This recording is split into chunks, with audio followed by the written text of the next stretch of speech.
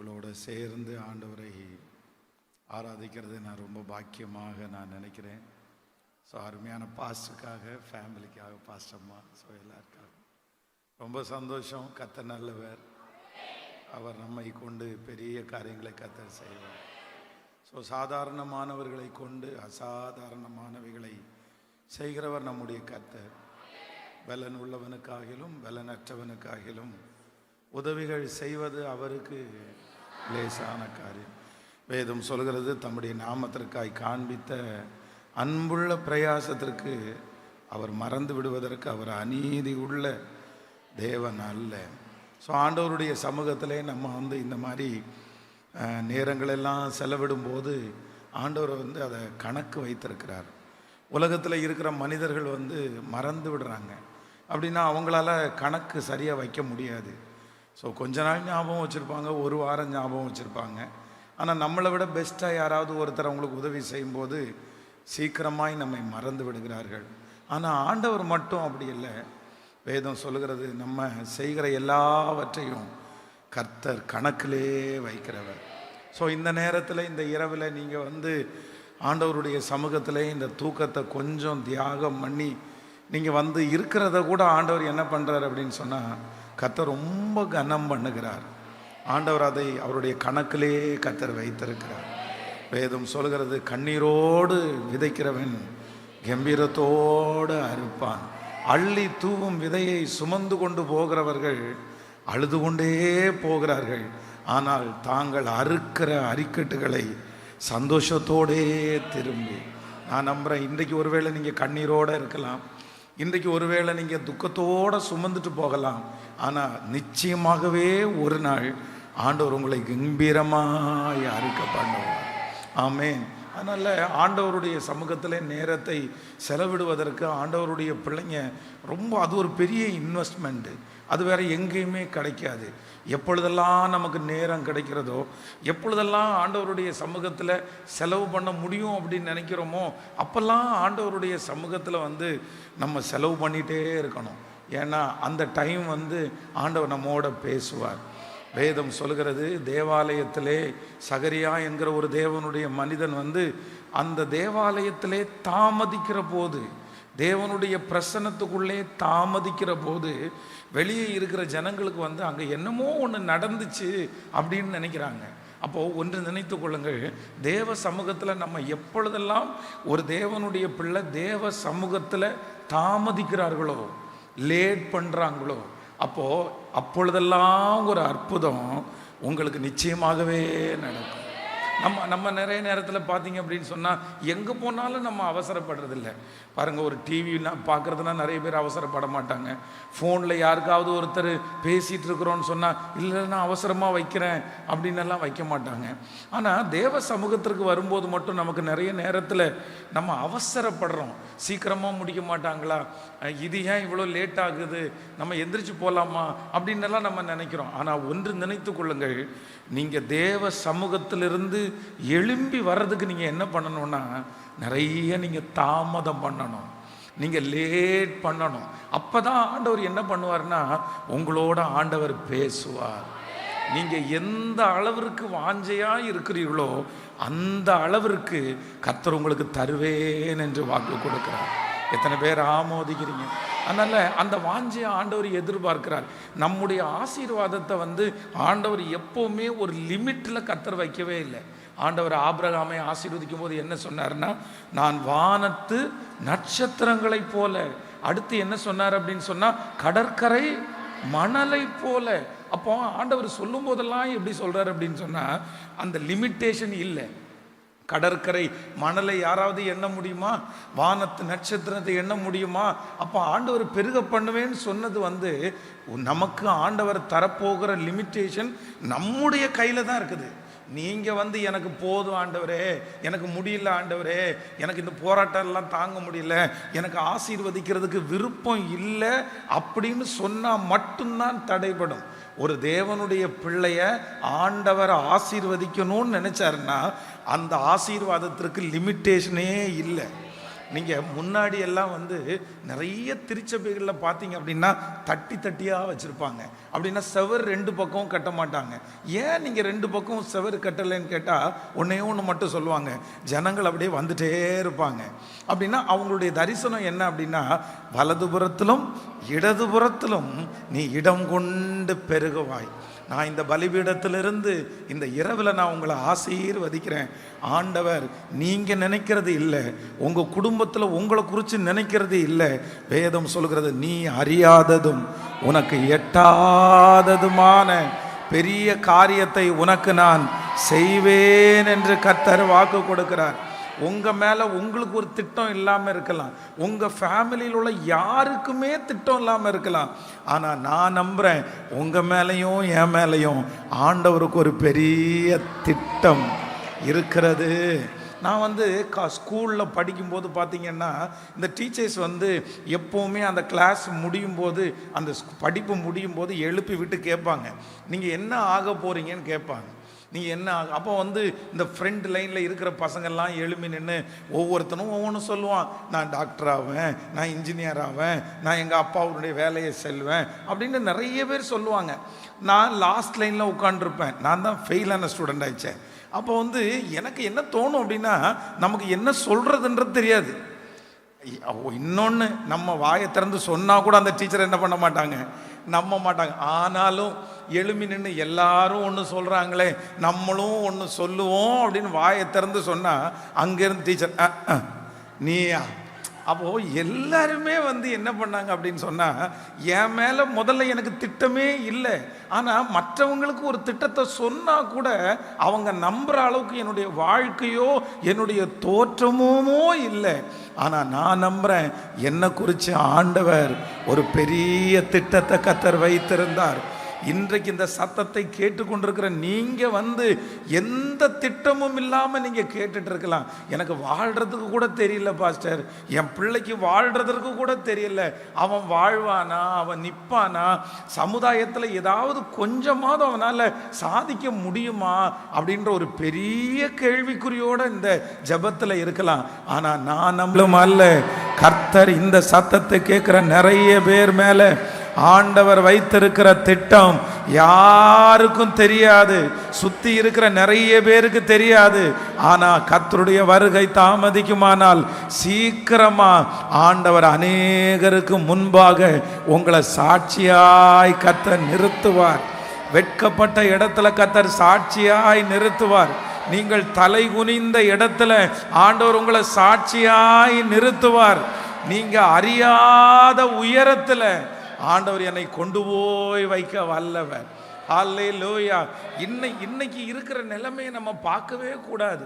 சில நேரத்தில் ஆண்டவருடைய பிள்ளைகள் இன்றைக்கு இருக்கிற நிலைமையை பார்த்து நம்ம இன்னைக்கு இப்படி உட்காந்துருக்கோமே, 10 வருஷம் தாண்டி எப்படி உட்காந்துருப்போம், 10 வருஷத்துக்கு முன்னாடி இப்படி தானே உட்காந்துருப்போம். ஆனால் நான் நம்புகிறேன், ஆண்டவர் உங்களை உயர்த்தணும்னு நினச்சிட்டாருன்னா 24 மணி நேரத்துக்குள்ள 24 ஹவர்ஸுக்குள்ள உங்க தலையை உயர்த்துறதற்கு கர்த்தர் வல்லவராய் இருக்கிறார். ஹல்லேலூயா.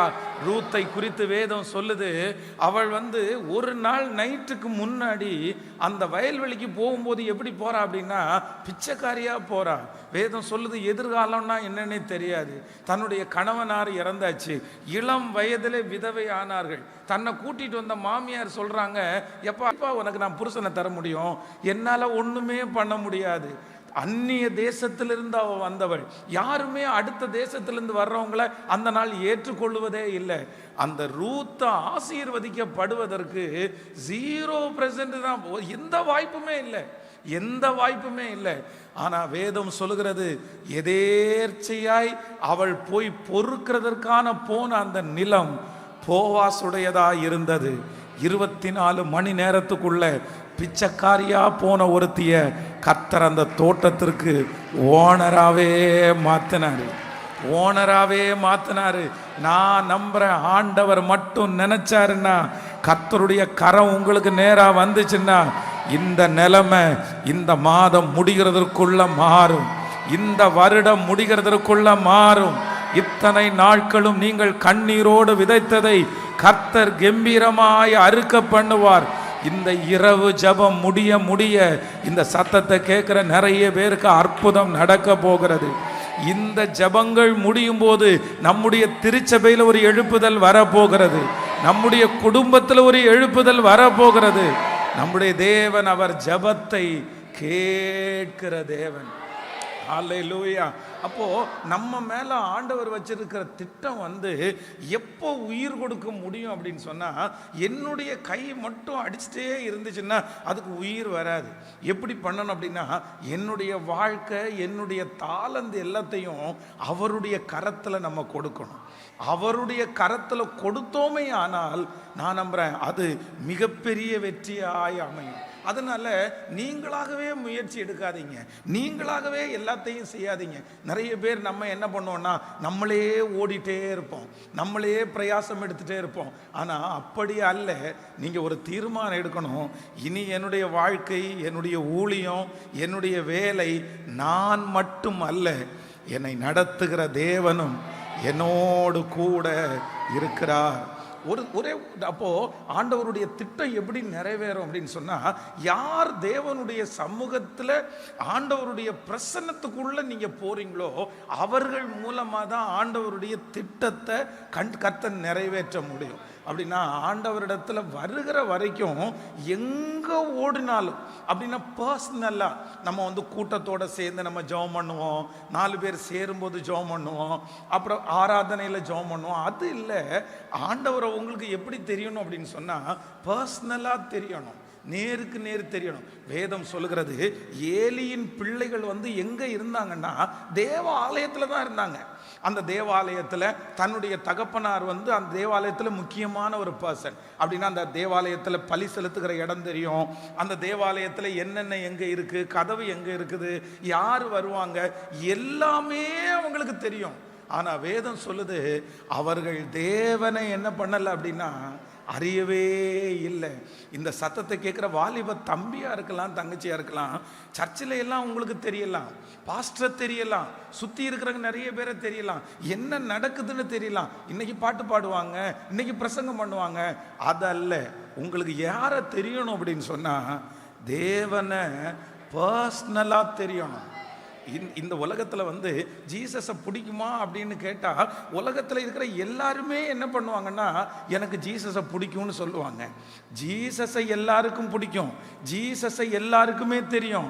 ஆனால் உண்மை என்ன அப்படின்னா, ஜீசஸ் யாருக்கு அவரை பர்சனலாக தெரியுமோ அவர்கள் தான் உண்மையிலே ஆசீர்வதிக்கப்பட்டவர்கள். அப்போ ஒன்று நினைச்சுக்குங்க, அவருக்கு உங்களை தெரியுமா, உங்க பேர் சொன்னா தெரியுமா, நீங்க போய் நிற்கிறீர்களா, அந்த அளவிற்கு ஐக்கியம் என்றைக்கு உங்களுக்குள்ள வருகிறதோ நான் நம்புறேன் நீங்க எதுக்குமே துக்கப்படவே மாட்டீங்க. ஸோ இந்த முழு இரவு ஜெபத்தில் ஃபஸ்ட்டு ஒன்று கேட்க போகிறோம், ஆண்டவரே எனக்கு ஒரே ஒரு கிருபை மட்டும் கொடுங்க ஆண்டவரே, நான் உங்களோட நெருக்கமாக நான் வாழணும் ஆண்டவரே. பாருங்க, அவ்வளவு நாட்கள் பெரும்பாடுள்ள ஸ்திரீ தன்னுடைய பலமெல்லாம் அவங்களுக்கு போயிருச்சு. அப்படின்னா மருத்துவர்களால் ரொம்ப கஷ்டப்பட்டுட்டாங்க, இனி அவங்களுக்கு வழியே இல்லை. அப்போது பெரும்பாடு அப்படின்றது ரொம்ப கஷ்டமான ஒரு வியாதி. அவங்களுடைய சரீரத்தில் இருக்கிற மொத்த ரத்தத்தையும் அவங்களுக்கு போயிடுச்சு. அப்படின்னா அந்த உடம்பு எப்படி இருக்குன்னா வெறும் கூடு மாதிரி இருக்கு, அப்படியே தள்ளுனா விழுந்துருவாங்க. அந்த பலவீனத்தோட ஆண்டவரை தொடுறது அப்படின்றது அவ்வளவு சுலபமானது அல்ல, ரொம்ப கஷ்டம். ஏன்னா ஆண்டவரை சுற்றி எல்லாருமே ஆண்கள் தான் இருக்கிறாங்க. ஆண்டவரை பக்கத்தில் நெருங்கிறதுக்கு அவ்வளோ சீக்கிரமாக விட மாட்டாங்க. குருடன் கத்துனதுக்கு அப்புறம் கூட நிறைய பேர் விடல, இல்லை நீங்கள் போங்க அமைதியா இருங்கன்னு தானே சொன்னாங்க. அப்போ ஆண்டவரை நெருங்க விட மாட்டாங்க. ஆனால் அந்த அம்மா எடுத்த ஒரே ஒரு தீர்மானம், என்ன வேணாலும் நடக்கட்டும், எந்த பிரச்சனை வேணாலும் நடக்கட்டும், நான் இன்னைக்கு ஆண்டவருடைய வஸ்திரத்தை நான் தொடுவேன், நான் ஆண்டவரை தொடாம நான் போக மாட்டேன், அவர் என்னை ஆசீர்வதித்தாலே ஒழிய நான் அவரை விடுவது இல்லை, அவர் எருசலேமை ஸ்திரப்படுத்தி பூமியிலே அதை புகழ்ச்சியாக்கும் வரைக்கும் அவரை அமர்ந்திருக்க நான் விட மாட்டேன். எனக்கு இரக்கம் செய்கிற வரைக்கும், என் கணவனாரை தொடுகிற வரைக்கும், என் பிள்ளையுடைய தலையை நிமிர்த்துகிற வரைக்கும், இந்த சூழ்நிலையை கத்தர் மாற்றுகிற வரைக்கும், என் கையை கத்தரை ஆசீர்வதிக்கிற வரைக்கும் நான் அவரை விட மாட்டேன். உலகத்தில் வந்து எல்லாத்துக்கும் உங்களுக்கு ஈஸியாக பாருங்க, நீங்கள் காணிக்க கொடுக்கணும்னு நினைக்கிறீங்கன்னு வச்சிங்களேன், ஈஸியாக ஜோப்லேருந்து நிறைய பேர் தூக்கி கொடுத்துருக்கலாம். இந்த சர்ச்சில் நீங்கள் கூட்டணும்னு நினைக்கிறீங்களான்னு வைங்களேன், நீங்கள் அவ்வளோதான் ஒரு நாள் பாஸ்டர்கிட்ட சொன்னீங்கன்னா வந்து கூட்டுடலாம், எல்லாத்தையும் பண்ணிடலாம். ஆனால் எதுக்கு மட்டும்தான் ரொம்ப கஷ்டம் தெரியுமா? இன்னைக்கு நான் உபவாசம் இருக்கணும், இன்னைக்கு நான் ஜெபம் பண்ணணும், இன்னைக்கு ஒரு 5 மணி நேரம் ஆண்டவருடைய சமூகத்தில் நான் ஸ்பெண்ட் பண்ணணும். இப்படி ஒரு தீர்மானம் எடுக்கும்போது அது நமக்கு ரொம்ப சவாலாக இருக்கும். அப்போ தான் ஏதாவது ஒரு வேலை வரும், அப்போ தான் ஏதாவது ஒரு பிரச்சனை வரும். அப்போ நான் என்ன நம்புகிறேன் அப்படின்னா, சத்துருவுக்கு நல்லா தெரியும் நீங்கள் தேவ சமூகத்தில் முழங்கால் படியிட்டா அற்புதம் நடக்கும்னு தெரியும். நான் நம்புகிறேன், எந்த மனுஷனிடத்துலையும் நீங்கள் போக வேண்டியது இல்லை. காலையிலிருந்து சாயந்தரம் வரைக்கும் எந்த மனுஷனுக்காகவும் நீங்கள் எதிர்பார்த்துட்டு இருக்க வேண்டிய அவசியம் இல்லை. கர்த்தர் நினைச்சாருன்னா எகிப்தின் சம்பாத்தியம், எத்தியோப்பியாவின் வர்த்தக லாபம், நெடிய ஆட்களாகிய சபையரின் வர்த்தக லாபம் தாண்டி உன்னிடத்திற்கு வந்து உன்னுடையதாகும் என்று கர்த்தர் சொல்லுகிறார். அப்போ ஒரே ஒரு தீர்மானம் தான் எடுக்க போகிறோம். என்ன தீர்மானம் அப்படின்னா, ஆண்டவரே எனக்கு ஒரு கிருபை மட்டும் கொடுங்க, நீர் எனக்கு இந்த காரியத்தை செய்தாலே ஒழிய நான் உம்மை விடுவது இல்லை. எனக்கு தெரியும் நீங்கள் நினச்சிங்கன்னா அது நடக்கும் ஆண்டவரே, நீங்கள் சொன்னீங்கன்னா அது நடக்கும் ஆண்டவரே. நீங்கள் ஒரு பெரிய தீர்மானம் எடுங்க. அப்பா இல்லை, அந்த ஸ்திரீ வந்து வஸ்திரத்தை தொட்டாங்கல்ல, தொட்ட உடனே வேதம் சொல்லுது ஆண்டவரிடத்திலிருந்து வல்லமை புறப்பட்டது. புறப்பட்டுச்சா? எத்தனையோ பேர் ஆண்டவரை ஒரு உரசுனாங்க, இடிச்சாங்க. ஆனா வேதம் சொல்லுது இந்த சகோதரி சகல தடைகளையும் தாண்டி ஆண்டவரை தொட்டதுனால கர்த்தர் வெறுமையை அனுப்பவே இல்லை. நான் இந்த பலிபீடத்திலிருந்து உங்களை ஆசீர்வதிக்கிறேன். இந்த இரவு ஜபங்கள் இத்தனை நாட்களும் பண்ணிட்டு இருக்கீங்கல்ல, கர்த்தர் நம்முடைய ஜபத்தை கேட்கிறார். உங்க கண்ணீரை கர்த்தர் பார்க்கிறார், உங்க அங்கலாய்ப்பை கர்த்தர் பார்க்கிறாரு. அது எத்தனை வருடத்தினுடைய கட்டுகளா இருந்தாலும், அது எத்தனை வருடத்தினுடைய பிரச்சனையா இருந்தாலும், அவருடைய வஸ்திர தொங்கல் நம்முடைய ஆலயத்தை நிரப்பிக் கொண்டே இருக்கிறது. அவருடைய வஸ்திர தொங்கல் இன்றைக்கு உங்களுடைய தலையின் மேல் அப்படியே பட்டு கொண்டிருக்கிறது. நான் நம்புறேன், இந்த ஜபங்கள் முடிகிறதற்குள்ள அந்த அற்புதத்தை நம்முடைய கண்ணால நம்ம காண்போம். நம்புறவங்க கரங்களை தட்டி அவருக்கு ஹalleluya ஹalleluya ஹalleluya ஆமென் ஹalleluya. நான் நம்புவேன், ஆண்டவருடைய பிள்ளைகளே, என்ன ஒண்ணுமே உயர்த்தல. ஊழியத்திற்கு வரும்போது வந்து எதுவுமே தெரியாது. பைபிள் காலேஜில் வந்து பார்த்தீங்க அப்படின்னு சொன்னால் வாரத்திற்கு ஒரு நாள் வந்து சிங் சாங் சர்வீஸ் வைப்பாங்க. அப்படின்னா அங்கே இருக்கிற ஸ்டூடெண்ட் வந்து பாடுறதுக்காக ஒரு போட்டி வைப்பாங்க. என் கூட படித்த எல்லாருமே வந்து அந்த சனிக்கிழமையான புதிய பாடலெல்லாம் பாட ஆரம்பிச்சிருவாங்க. ஆனால் எனக்கு பாடவே தெரியாது.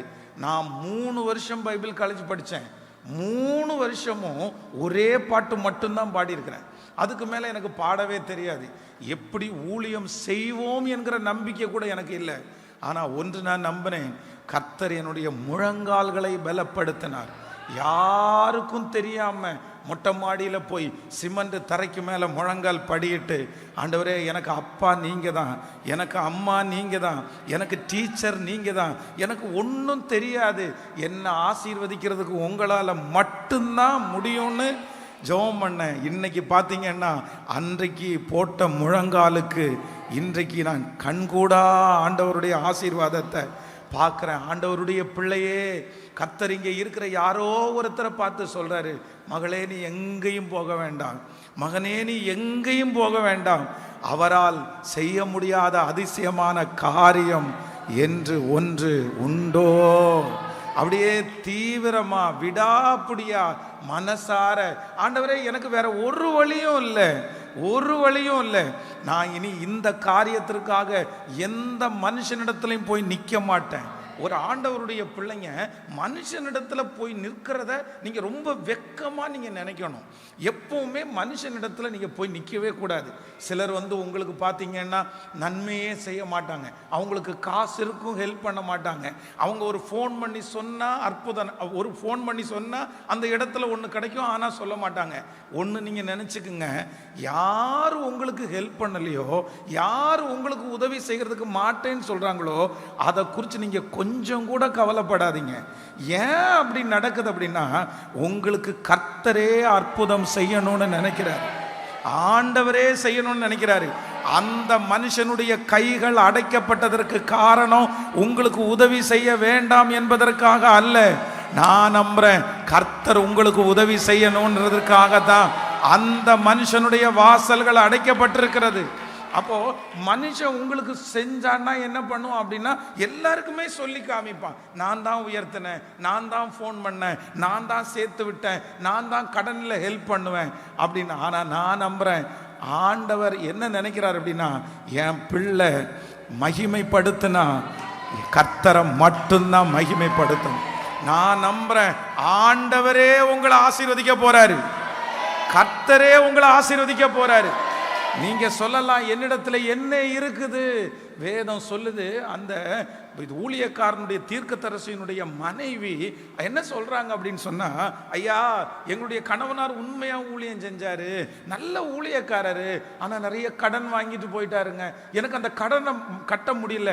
அந்த கடன்காரங்க எல்லாம் என்னிடத்துல பிள்ளைகளை விலைக்கு கேட்குறாங்க, நான் என்ன பண்றது, நான் என்ன பண்றது. ஒருவேளை இந்த தாயார் என்ன நினைச்சுக்கலாம்னா, அங்க போ கொஞ்சம் காசு இருக்கு அதை எடுத்துட்டு போ அப்படின்னு சொல்லுவாருங்க. ஆனா இந்த ஊழியக்காரர் என்ன கேட்கிறார் அப்படின்னா, உன்னிடத்தில் நான் ஒன்றும் இல்லைன்னு தானே உங்கள்கிட்ட வந்திருக்கிறேன், நான் இருந்தா உங்கள்கிட்ட ஏன் வர்றேன். அப்ப அந்த அம்மா சொல்லுது, எங்கிட்ட என்ன இருக்கா, எங்கிட்ட என்ன இருக்கா. அப்போ அவங்க சொல்றாங்க, ஒரு குடம் எண்ணெய் அல்லாமல் வேறு. அப்போ தீர்க்கதரிசி சொல்றாரு, அந்த ஒரு குடம் எண்ணெய் போதும், அந்த ஒரு குடம் எண்ணெய் போதும். அந்த எண்ணெயை எடுத்து பக்கத்தில் இருக்கிற நிறைய பேரிடத்துல வெறும் பாத்திரங்களை கொண்டு வந்து ஊற்றுன்னு சொன்னாங்க. நான் நம்புறேன் கடன் முடிகிறது வரைக்கும் அந்த எண்ணெய் அந்த அம்மாவுக்கு போதுமானதா இருந்துச்சா. நான் நம்புறேன் நீங்க யார்கிட்டையும் கை கட்டி நிற்க வேண்டாம், நீங்க யார்கிட்டையும் போக வேண்டாம். கர்த்தர் உங்க கையை பிளஸ் பண்ண போறாரு, உங்க தொழிலை கர்த்தர் ஆசீர்வதிக்க போறாரு, உங்க கையின் பிரயாசத்தை ஆசீர்வதிக்க போறாரு. உங்க வீட்டிலிருந்து ஒரு பிள்ளையை எழுப்பி கர்த்தர் ராஜாக்களோட உட்கார வைக்க போறாரு. இது தீர்க்க தரிசனமான வார்த்தை. உங்க வீட்டிலிருந்து கர்த்தர் ஒருத்தரை எழுப்பி கர்த்தர் உங்க முழு தேவையும் சந்திச்சு அற்பமா நினைச்சவங்களுக்கு முன்னாடி, ஹல்லேலூயா, ஆமென். யாபேசை அவருடைய தாய் பெற்றெடுக்கும் போது வேதம் சொல்லுகிறார், துக்கத்தோடு பெற்றெடுக்கிறாள்.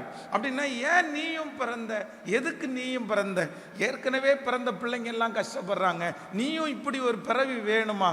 ஆனா வேதம் சொல்லுது, கர்த்தர் யாபேசை ஆண்டவர் ஆசீர்வதித்தார். இங்கே இருக்கிற ஒவ்வொரு வாலிப தம்பிகளுக்காய் நான் ஜெபத்தோட இந்த பலிபீடத்தில் நிற்கிறேன். உன்னை கொண்டு கர்த்தர் பெரிய காரியத்தை செய்வார், உன்னை கொண்டு கர்த்தர் ராஜ்யங்களை அசைப்பார், உன்னை கொண்டு கர்த்தர் அநேக நாடுகளை கர்த்தர் சந்திப்பார். இந்த திருச்சபையில் இருந்து இந்த ஆல் நைட் பிரேயருக்கு பிற்பாடு நிறைய சுவிசேஷகர்கள் எழும்புவார்கள், ஊழியக்காரர்கள் எழும்புவார்கள், தேசத்தை கலக்கிறவர்கள் எழும்புவார்கள். இந்த திருச்சபையிலிருந்து எழும்புகிறவர்கள் பல தேசத்திலே ஆசீர்வதிக்கப்பட்ட பிள்ளைகளாய் நம்புறவங்க கையை மேல தட்டி, அது முதல்ல உங்க குடும்பத்தில் ஆரம்பிக்கட்டும், இந்த ஜெபத்தில் இருக்கிறவங்களுடைய குடும்பத்தில் ஆரம்பிக்கட்டும். ஆமென், ஹல்லேலூயா. மனசை தளரவே விடாதீங்க, மனசை தளரவே விடாதீங்க. சிலர் ரொம்ப வேகமாக ஓடுவாங்க, அப்படியே நீங்க 10 வருஷம் ஓடி இருப்பீங்க, ஒண்ணுமே இருந்திருக்காது. ஆனா அவங்க 2 வருஷம் ஓடி இருப்பாங்க, பெரிய காரியத்தை அச்சீவ் பண்ணியிருப்பாங்க. ஐயோ ஆண்டவரே, இவங்கெல்லாம் வேகமா ஓடுறாங்களே, இவங்கெல்லாம் முன்னாடி ஓடுறாங்களே, நான் ஏன் இவ்வளோ பின்னாடி கிடக்கிறேன், நான் இனி போனா எப்படி நான் வெற்றி அடைவேன். ஒன்று நினச்சிக்குங்க, நீங்கள் ரொம்ப கவனமாக கேளுங்க. ஆண்டவர் உங்களை ஆசீர்வதிப்பாரே, ஆனால் அவங்க 15 வருஷம் ஓடுறத கர்த்தர் 5 வருஷத்திலேயே உங்களுக்கு மீட்டு தருவதற்கு வல்லவராய் இருக்கிறார். ஆமேன். நீங்க லேட்டா ஓடுகிறத குறித்து கவலையே பட வேண்டாம். ஆண்டவர் ஒரு நாள் ஸ்பீட் பண்ணுவார். அவர்களை பார்க்கலும் ஆண்டவர் உங்களை முன்னாடி வைப்பார். ஆமேன். கையை அப்படியே மேலே உயர்த்தி ஆண்டவரிடத்துல சொல்லுங்க, நான் உங்களை உறுதியா பற்றி பிடிக்கணும். நீங்க எனக்கு வேணும் ஆண்டவரே, நீங்க எனக்கு வேணும் ஆண்டவரே. ஒரு எருசலேமை ஸ்திரப்படுத்துகிற வரைக்கும், ஒரு வெற்றியை பார்க்கிற வரைக்கும், இந்த மாற்றம் பார்க்கிற வரைக்கும் அந்த மகிமை என்ன தொடரணும், அந்த பிரசன்னம் என்ன தொடரணும். உங்களோட நான் ஒன்னாகணும். கிருபை உண்டாகட்டும்பா. சொல்லுங்க, கிருபை உண்டாகட்டும், கிருபை உண்டாகட்டும். நன்றி ஆண்டவரே, நன்றி நன்றி நன்றி நன்றி நன்றி அப்பா, நன்றி நன்றி அப்பா, நன்றி அப்பா, நன்றி அப்பா. அல்லேலூயா.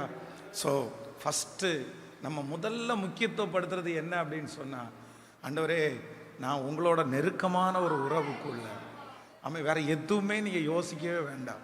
அதான் நான் நேற்றைக்கு கூட இந்த சம்பவத்தை சொன்னேன்.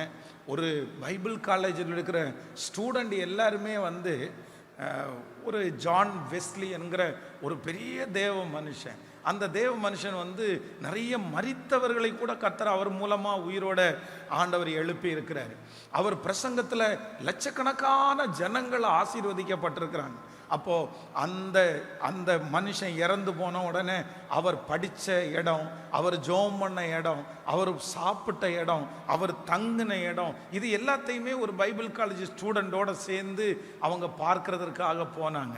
அப்போ அங்கே போகும்போது ஒவ்வொன்றா காமிச்சாங்களாமா. இந்த மாதிரி ஜான் வெஸ்லி சாப்பிட்ட இடம் இதுதான், ஜான் வெஸ்லி தூங்கின இடம் இதுதான், ஜான் வெஸ்லி பைபிள் படித்த இடம் இதுதான், நிறைய இடம் காமிச்சு கடைசியில் ஒரு இடத்துல ஜான் வெஸ்லி பர்சனலாக ஆண்டவரோட ஜோம் பண்ண ஒரு இடம் அப்படின்னு ஒன்று காமிச்சாங்க.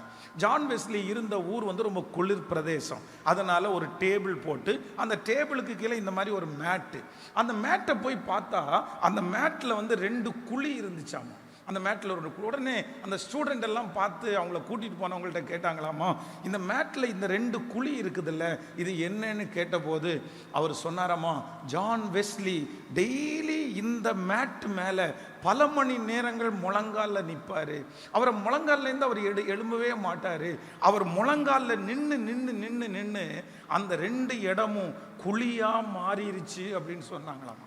அப்போ அத்தனை ஸ்டூடெண்ட் ஐயோ அப்படியா, இவ்வளோ பெரிய ஜெப வீரனா, இவ்வளோ பெரிய தேவ மனுஷனா அப்படின்னு சொல்லிட்டு அத்தனை பேரும் போய் அவ்வளோதான் கிளம்புறதுக்காக பைபிள் காலேஜ் போய் வண்டியில் ஏறிட்டாங்க, பஸ்ஸில் ஏறிட்டாங்க. அப்போ அந்த பஸ்ஸில் ஏறும்போது அவங்கள கூட்டிகிட்டு வந்த நபர் எல்லாரும் ஏறியாச்சப்பா 1 2 3 சொல்லுங்க அப்படின்னு சொன்னால் ஒரு ஸ்டூடெண்ட்டை மட்டும் காணோம்.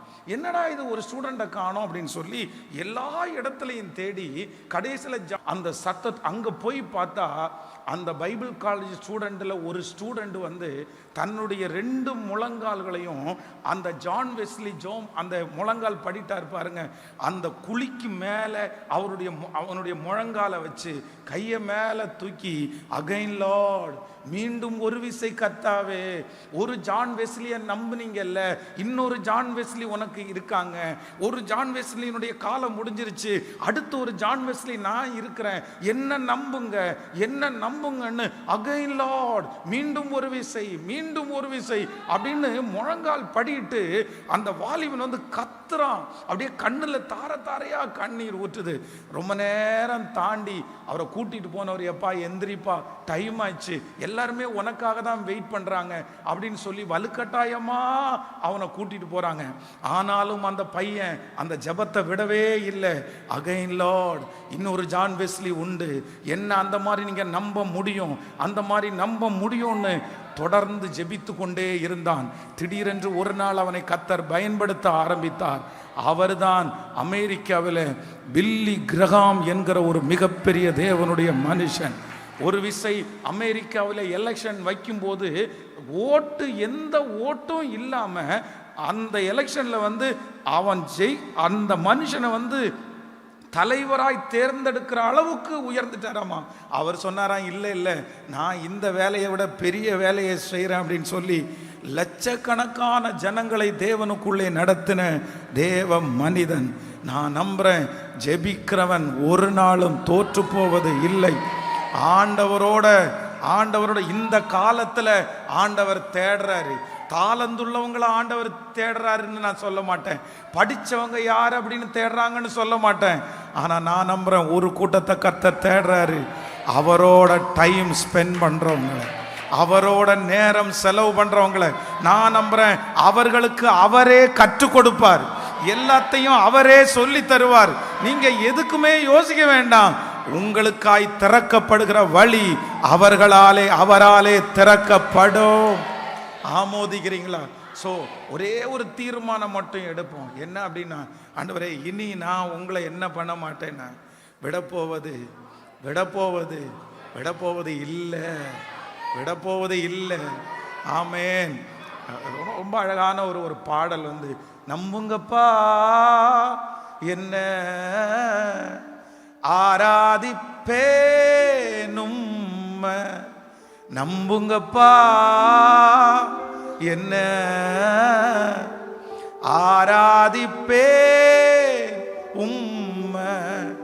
உங்க பிள்ளனா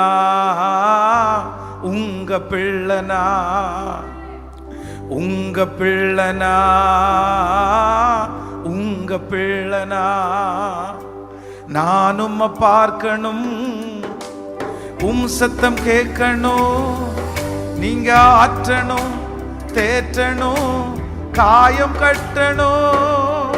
பெரும் சேனை கூட்டம் ஒன்றை முன் நிறுத்தணும்.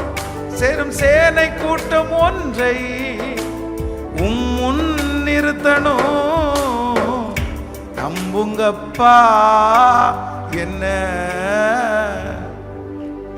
ஆராதிப்பே உம்மை. ரெண்டு கைய மேல உயர்த்தி சொல்லுங்க பார்க்கலாம். நம்புங்கப்பா என்ன ஆராதிப்பே உம்மை. திரும்ப திரும்ப கைய மேல உயர்த்தி, உங்க பிள்ளனா உங்க பிள்ளனா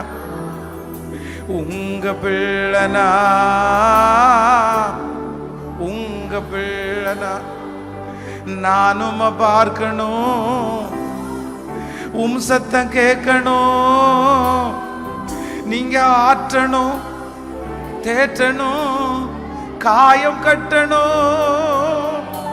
பெரும் சேனை கூட்டம் ஒன்றை முன் நிறுத்தணும். பெரும் சேனை கூட்டம் ஒன்றை முன் நிறுத்தணும். நம்புங்கப்பா என்ன ஆராதிப்பேன். திரும்ப திரும்ப கை வலிச்சா கூட பரவாயில்ல. ஆண்டவர் நிறைய பேரை நம்ப போற இல்ல. எனக்கு நீ யாரும் இல்லைனாலும் பரவாயில்ல, யாரும் இல்லைனாலும் பரவாயில்ல. என் கையை ஓங்க பண்ணுகிற ஒருவர் இருக்கிறார். என் தலையை நிமிர பண்ணுவர் ஒருவர் இருக்கிறார். என்னை அலங்கரிக்கிற ஒருவர் இருக்கிறார். நான் அந்தரங்கத்தில் வடிக்கிற கண்ணீரை பார்க்கிற ஒருவர் இருக்கிறார். சொல்லுவோமா? நம்புங்கப்பா என்ன ஆராதிப்பே உம்மை. காலம் கனவாய் நினைவாய் போனதே, நாட்களும் நிழலாய் நிஜமாய் போனதே. காலம் கனவாய் நினைவாய் போனதே, நாட்களும் நிழலாய் நிஜமாய் போனதே. நீர் கொஞ்சம் நினைத்தால் நானும் வாழ்ந்து காட்டுவேன். நீர் கொஞ்சம் நினைத்தால் நானும் வாழ்ந்து காட்டுவேன். என்னை மறந்தால் புகலிடம் எங்கு தேடுவேன்? என்னை மறந்தால் புகலிடம் எங்கு தேடுவேன்? இப்ப சொல்லுங்க, உங்க பிள்ளனா, உங்க பிள்ளனா, உங்க பிள்ளனா, உங்க பிள்ளனா. நானும் பார்க்கணும், சத்தம் கேட்கணும், நீங்க ஆற்றணும், தேற்றணும், காயம் கட்டணும். பெரும் சேனை கூட்டம் ஒன்றை உம்முள் நிறுத்தணும். பெரும் சேனை கூட்டம் ஒன்றை உம்முள் நிறுத்தணும். நம்புங்கப்பா, என்ன ஆராதிப்பே. இந்த கூட்டத்தில் யாரையோ ஒருவர் ஆண்டவர் தேடி வந்திருக்கிறார். இந்த கூட்டத்தில் ஆண்டவர் ஒருத்தரை தேடி வந்திருக்கிறாரு. இன்னைக்கு அவங்க சாதாரணமானவங்களா இருக்கிறாங்க, இன்னைக்கு ஒதுக்கப்பட்டவங்களா இருக்கிறாங்க, இன்னைக்கு அவங்கள குறிச்சு அவங்களுக்கு நிறைய கில்ட்டி, நிறைய தாழ்வு மனப்பான்மை. ஆனா ஆண்டவர் சொல்றாரு, இல்ல, நீ என் சார்பில் மட்டும் வருவாயானால், நீ என்னோடு நேரத்தை செலவிடுவாயானால், உன் வம்சத்திலே இருக்கிற அத்தனை பேரை காட்டிலும், உன் குடும்பத்தில் இருக்கிற அத்தனை பேரை காட்டிலும் தலை நிமிர பண்ணுகிற ஒரு தேவன். ஹல்லேலூயா, ஹல்லேலூயா, ஆமென். வேதம் சொல்லுது, தாவீதா அவங்க அப்பா நம்பல, தாவீத ஒரு பெரிய பொருட்டாவே எடுக்கல. அந்த நாட்டினுடைய ராஜாவை தெரிந்து கொள்றதுக்காக வந்து நிற்கும் போது தாவீத சின்ன பையன், தாவீதற்கு ஒன்றும் தெரியாது. ஆனா வேதம் சொல்லுது, வனாந்தரத்துல ஆண்டவரோட நடந்ததுனால அந்த ஜனங்களுக்கு ராஜாவாய் கர்த்தர் அபிஷேகம் பண்ணினார். நான் நம்புறேன், யாருமே நம்மளை அங்கீகரிக்க வேண்டியதில்லை. ஆனா ஆண்டவரோட நான் இருந்தேன்னா ஒரு நாள் எல்லாரும் என்னை அங்கீகரிக்கிற அளவிற்கு கர்த்தர் என்னை கொண்டு வந்து விடுவார். விசுவாசிக்கிறீங்களா? மலை மேல் இருக்கிற பட்டணம் மறைந்திருக்க மாட்டாது, மறைந்திருக்க மாட்டாது. ஒரு நாள் ஆண்டவர் உங்களை வெளியே கொண்டு வருவார், வெளியே கொண்டு வருவார். நீங்க அந்தரங்கத்தில் வடிக்கிற கண்ணீரை கர்த்தர் வெளியரங்கமாய் பதிலாய் கர்த்தர் கொண்டு வருவார். யாருக்கும் தெரியாம அழுகிற அழுக நான் நம்புறேன் ஆசீர்வாதமா அமையும். எந்தெந்த திருவிழெல்லாம் அழுதுட்டே நடக்கிறீங்களோ, மற்றவங்க வருத்தப்படுத்தும் போது, சில நேரத்தில் ஆண்டவர் நம்மளை ரொம்ப தனிமைப்படுத்தும் போது நீங்க சோர்ந்து போயிடக்கூடாது, நீங்க மனசை தளர விடக்கூடாது, நீங்க கேள்வி கேட்கக்கூடாது. அந்த நேரத்தில் நீங்க என்ன பண்ணணும் அப்படின்னு சொன்னா, ஓடி போய் ஆண்டவரை இருக்க பிடிச்சுக்கணும். இன்னைக்கு நிறைய பேர் ஊழியத்துக்கு வர்றதுக்கு கூட இன்ட்ரெஸ்டாக இருக்காங்க. ஆனால் ஊழியத்திற்காக இந்த சத்தத்தை கேட்குற ஏதாவது ஒரு தம்பி தங்கச்சி, நீ ஊழியத்திற்கு வரணும்னு நீ நினச்சேன்னா நான் சொல்கிறேன், உன்னை கைத்தட்டி நான் வரவே இருக்கிறேன். நீ ரொம்ப நல்ல வேலைக்கு வர்ற, பெரிய வேலைக்கு வர்ற. ஆனால் ஒன்று, நீ தாளந்தில் கட்டணும்னு நினைக்காதீங்க, கிஃப்டில் கட்டணும்னு நினைக்காதீங்க, வசதியில் ஊழியத்தை கட்டணும்னு நினைக்காதீங்க, என்ன கை நீட்டினோட அதெல்லாம் நினைக்காதீங்க. உங்களுடைய பேஸ் எது தெரியுமா? உங்களுடைய அஸ்திவாரம் என்னவா இருக்கணும்னா, நீ ஜெபத்தில் மட்டும் ஊழியத்தை கட்ட ஆரம்பிச்சிட்டேன்னா அந்த ஊழியத்தை ஒருத்தராலும் இடிக்கவே முடியாது, அழிக்கவே முடியாது. ஆனால் ஜெபத்தில் கட்டாத ஊழியம் வெளியில பார்த்தா பிரம்மாண்டமா தெரியலாம், ஆனால் அது எத்தனை நாள் நிற்கும்னு நமக்கு கண்டிப்பா தெரியாது. உங்க வீட்டை ஜெபத்துல கட்டி பாருங்க, உங்க வேலையை ஜெபத்துல கட்டி பாருங்க. நான் நம்புறேன், நீங்க தனியா ஓடுறதற்கும் ஜெபத்தோட ஓடுறதற்கும் நிறைய வித்தியாசம் இருக்குது, நிறைய வித்தியாசம் இருக்குது. உன்னுடைய ஆயுதம் மழுங்கலா இருக்க நீ அதிக பிரயோகத்தை பயன்படுத்த வேண்டியதா இருக்கும். ஆனா உங்க ஆயுதம் மட்டும் ஷார்ப் ஆயிடுச்சுன்னா நீங்க ரொம்ப ஸ்ட்ரென்தன் பண்ண வேண்டிய அவசியமே இல்லை, அது பாட்டுக்கு தன்னை போலவே நடந்துடும். ஆமோதிக்கிறீர்களா? ஸோ நம்பர் 1, ஃபர்ஸ்ட் இந்த ஆல் நைட் ப்ரேயரில் ஆண்டவர் இங்கே இருக்கிற ஒரு சிலரை பார்த்து தெளிவாக முகத்துக்கு முகம் பார்த்து சொல்கிறாரு, நீ எதை குறிச்சும் கவலைப்பட வேண்டாம், நீ என் கருத்தில் அடங்கி இருந்தால் போதும், நீ என் சார்பில் நின்னா போதும், நீ டைம் ஸ்பெண்ட் பண்ணால் போதும், எல்லாத்தையும் நானே சொல்லி தருவேன், எல்லா பாதையும் நானே கடக்க பண்ணுவேன், இப்பொழுது கடினமா இருக்கிற அத்தனையும் எனக்கு லகுவாய் மாறப்போகுது. ஒரு விசை கூட கைய மேல உயர்த்தி நம்புங்கப்பா, என்ன சொல்லுவோம், ஆராதிப்பே உம்மை. நம்புங்கப்பா, நம்புங்கப்பா. அப்படியே ஜெபம் பண்றவங்க ஜெபம் பண்ணு. இதுவரைக்கும் நான் அமைதியா இருந்தது, இன்னைக்கு பர்சனலா ஆண்டவர் ஒரு பெரிய என்கவுண்டர் பண்றார். இல்ல மகளே, நீ நிறைய பேரோட சேர்ந்து ஜெபம் பண்ண, ஆனா இல்ல, இனி நீ தனியா தனியா ஆண்டவரும் நீங்களும், ஆண்டவரும் நீங்களும், கர்த்தரும் நீங்களும் மட்டும் தனியா சொல்லுங்க சொல்லுங்க. இந்த இந்த தீர்மானத்தை எடுங்க. ஹல்லேலூயா. நான் தனியா ஆண்டவரை சந்திக்க போறேன். கர்த்தர் நிறைய பேர்கிட்ட பேச போறாரு, நிறைய வாலிப தம்பிட்ட கர்த்தர் பேச போறாரு. நீங்க ஜெபம் பண்ண அந்த மகிமை உங்க தலை மேல கடந்து வரட்டும். நம்புங்கப்பா, நம்புங்கப்பா, நம்புங்க, நம்புங்கப்பா, என்ன ஆராதிப்பே உம்மை. நம்புங்கப்பா, நம்புங்கப்பா. யாருமே நம்பல ஆண்டவரே, ஆனா நீங்க நம்புங்க ஆண்டவரே, நீங்க நம்புங்க ஆண்டவரே. அவர் நம்புவாரே ஆனால், அவர் நம்புவாரே ஆனால் சகலமும் உங்களிடத்துல வந்து சேரும். ஹல்லேலூயா. உங்க பிள்ளனா, உங்க பிள்ளனா பாடு, உங்க பிள்ளனா, உங்க பிள்ளை. நானும் பார்க்கணும், நானும் பார்க்கணும், சத்த கேட்கணும், நீங்க ஆற்றணும், தேற்றணும், காயம் கட்டணும். பெரும் சேனை கூட்டம் ஒன்றை உம்முள் நிறுத்தணும், பெரும் சேனை கூட்டம் ஒன்றை உம்முள் நிறுத்தணும். நம்புங்கப்பா, என்ன ஆராதிப்பே. ஒரு பெரிய காரியத்தை செய்யறதுக்கு என்ன நம்புங்க ஆண்டவரே.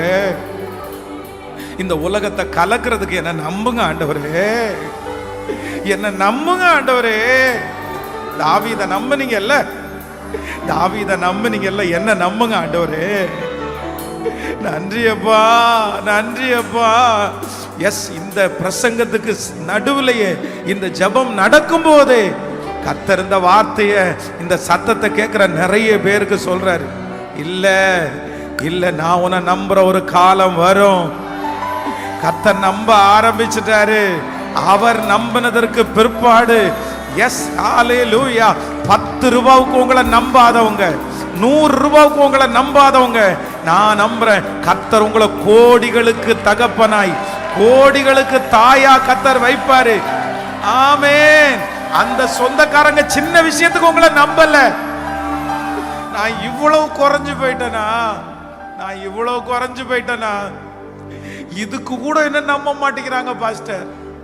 யாரோ ஒருத்தர் இந்த இரவில் அப்படிதான், இந்த சின்ன பணத்துக்கு கூட என்ன நம்ப மாட்டேங்கிறாங்க பாஸ்டர். நான் உண்மையை சொன்னா கூட என்ன நம்ப மாட்டேங்கிறாங்க பாஸ்டர். எங்க அம்மாட்ட போய் என்னை பற்றி சொன்னா கண்டிப்பா நம்ப மாட்டாங்க, எங்க அப்பாட்ட போய் சொன்னா நம்ப மாட்டான். அவனா அவன் செய்வான், அவன் யாருமே என்ன நம்பல, யாருமே என்ன நம்பல.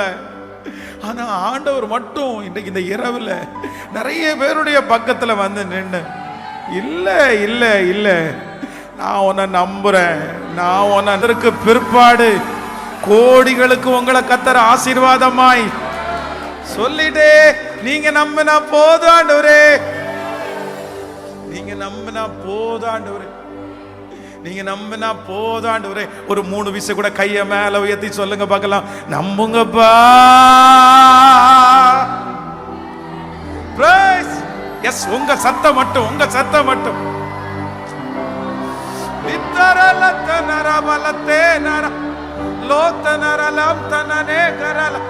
நம்புங்கப்பா.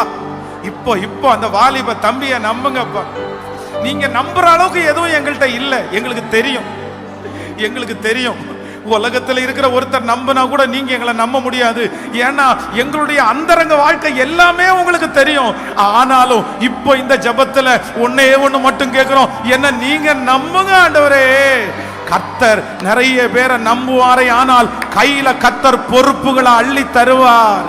உன் கீழே 10 பேர் வேலை செய்யற அளவிற்கு கர்த்தர் பொறுப்புகளை அள்ளி தருவார். ஜெபத்தோடு நம்புங்க, நம்புங்க, நம்புங்க, நம்புங்க, நம்புங்க. ஹல்லேலூயா. அந்த பாட்டுல வந்து அந்த ஒரு லைன் எனக்கு ரொம்ப பிடிச்சு. நீர் கொஞ்சம் நினைத்தால் நானும் வாழ்ந்து காட்டுவேன். நீர் கொஞ்சம் நினைத்தால் நானும் வாழ்ந்து காட்டுவேன். என்னை மறந்தால் புகலிடம் எங்கு தேடுவேன். என்னை மறந்தால் புகலிடம் எங்கு தேடுவேன். சொந்த அண்ணனே இளையகுமாரனை பார்த்து வேசிகளிடத்துல ஆஸ்தியை அழித்து போட்டவன் திரும்பி வந்திருக்கிறான், எப்படி அவனுக்காக கொளுத்த கன்று அடிக்கலான்னு கேட்கும்போது அவங்க அப்பா அவன் செஞ்ச எந்த தவறையுமே விழாவாரியா எல்லாருக்கும் முன்னாடி இப்படி இப்படி பண்ணான்னு சொல்லவே இல்லை, சொல்லவே இல்லை. உன்னுடைய தம்பி மரிச்சான், ஆனா இன்னைக்கு உயிரோட. ஆமென். இதுவரையிலையும் ஆண்டவருடைய நம்பிக்கைக்கு பாத்திரமா உங்களால நிறைய பேரால நடக்க முடியாம போயிருக்கலாம். ஆனா இந்த இரவு ஆண்டவர் என்னை இங்க கொண்டு வந்ததற்கு ஒரு நோக்கம். நான் நம்புறேன், கர்த்தர் இந்த பலிபீடத்துல என்னை நிக்க வச்சு நிறைய பேரை பார்த்து ஒண்ணு மட்டும்தான் சொல்றாரு, நான் உன்னை இன்னும், கர்த்தர் இன்னும் உங்களை நம்புறாரு. யாரோ ஒரு வாலிப தம்பி ஆண்டவர் இன்னும் நம்புறாரு, இன்னும் நம்புறாரு. மகன், நீ விழுந்த விழுகைய 10 பேரிடத்துல சொன்னா உன்னை யாரும் நம்ப மாட்டாங்க. ஆனா ஆண்டவர் சொல்றாரு, இந்த இரவு நீ வர்றதுக்கு ஒரு பிளானும் இல்லை, ஒரு திட்டமும் இல்லை. ஆனா நீ எதேர்ச்சியா உன்னுடைய வாழ்க்கை அப்படியே அப்படியே முடிஞ்சிருமோன்ற சூழ்நிலையில நீ வந்திருக்கிற. ஆனா ஆண்டவர் இன்னைக்கு உன் கரத்தை பிடிச்சு வாக்கு கொடுக்கிறாரு. நீ நிற்கிறது விளிம்பா இருந்தாலும் உன் கையை பிடிச்சிருக்கிறவர் கர்த்தர். உன் காலடி மண்ணுல இல்ல, உன் காலடி சர்வ வல்லவருடைய கையிலே இருக்குது. கர்த்தர் வாக்கு கொடுக்கிறார், என் கையிலிருந்து உன்னை பறிக்கிறதற்கு ஒருவராலும் முடியாது. இன்னும் இதோ சில வருடங்களுக்குள்ளே இந்த லீபனோன் பெரிய அடர்ந்த காடாக மாறும் என்று கர்த்தர் வாக்கு கொடுக்கிறார். நம்புறவங்க கைகளை மேல தட்டி முழு பலத்தோடு, முழு பலத்தோடு, முழு பலத்தோடு. அந்த எழுப்புதல் இப்பவே ஆரம்பிச்சிருச்சு. இந்த பட்டணத்திற்கு ஆரம்பிச்சிருச்சு, நம்ம சபையின் மூலமா ஆரம்பிச்சிருச்சு, இந்த இரவு ஜெபத்துல ஆரம்பிச்சிருச்சு. எஸ், உங்க ஒவ்வொருத்தரையும் தனித்தனியா கர்த்தர் நம்புறாரு. நீங்க ஒவ்வொருத்தரும் இந்த திருச்சபைக்கு தூண், நீங்க பெரிய தூண். உங்களிலிருந்து கிளைகள் படரும். நீங்க ஒரு மிகப்பெரிய ஆலமரமா கர்த்தர் மாற்றுவேன் என்று கர்த்தர் வாக்கு கொடுக்கிறார். எஸ் எஸ், இல்ல முடியல, முடியல, முடியல. கர்த்தர் சொல்றாரு, நீ முடிஞ்சிருச்சுன்னு நினைக்கிற, ஆனா கர்த்தர் சொல்றாரு, இல்ல, இந்த பாதையில உன்னை நடத்தினது நான் தான்.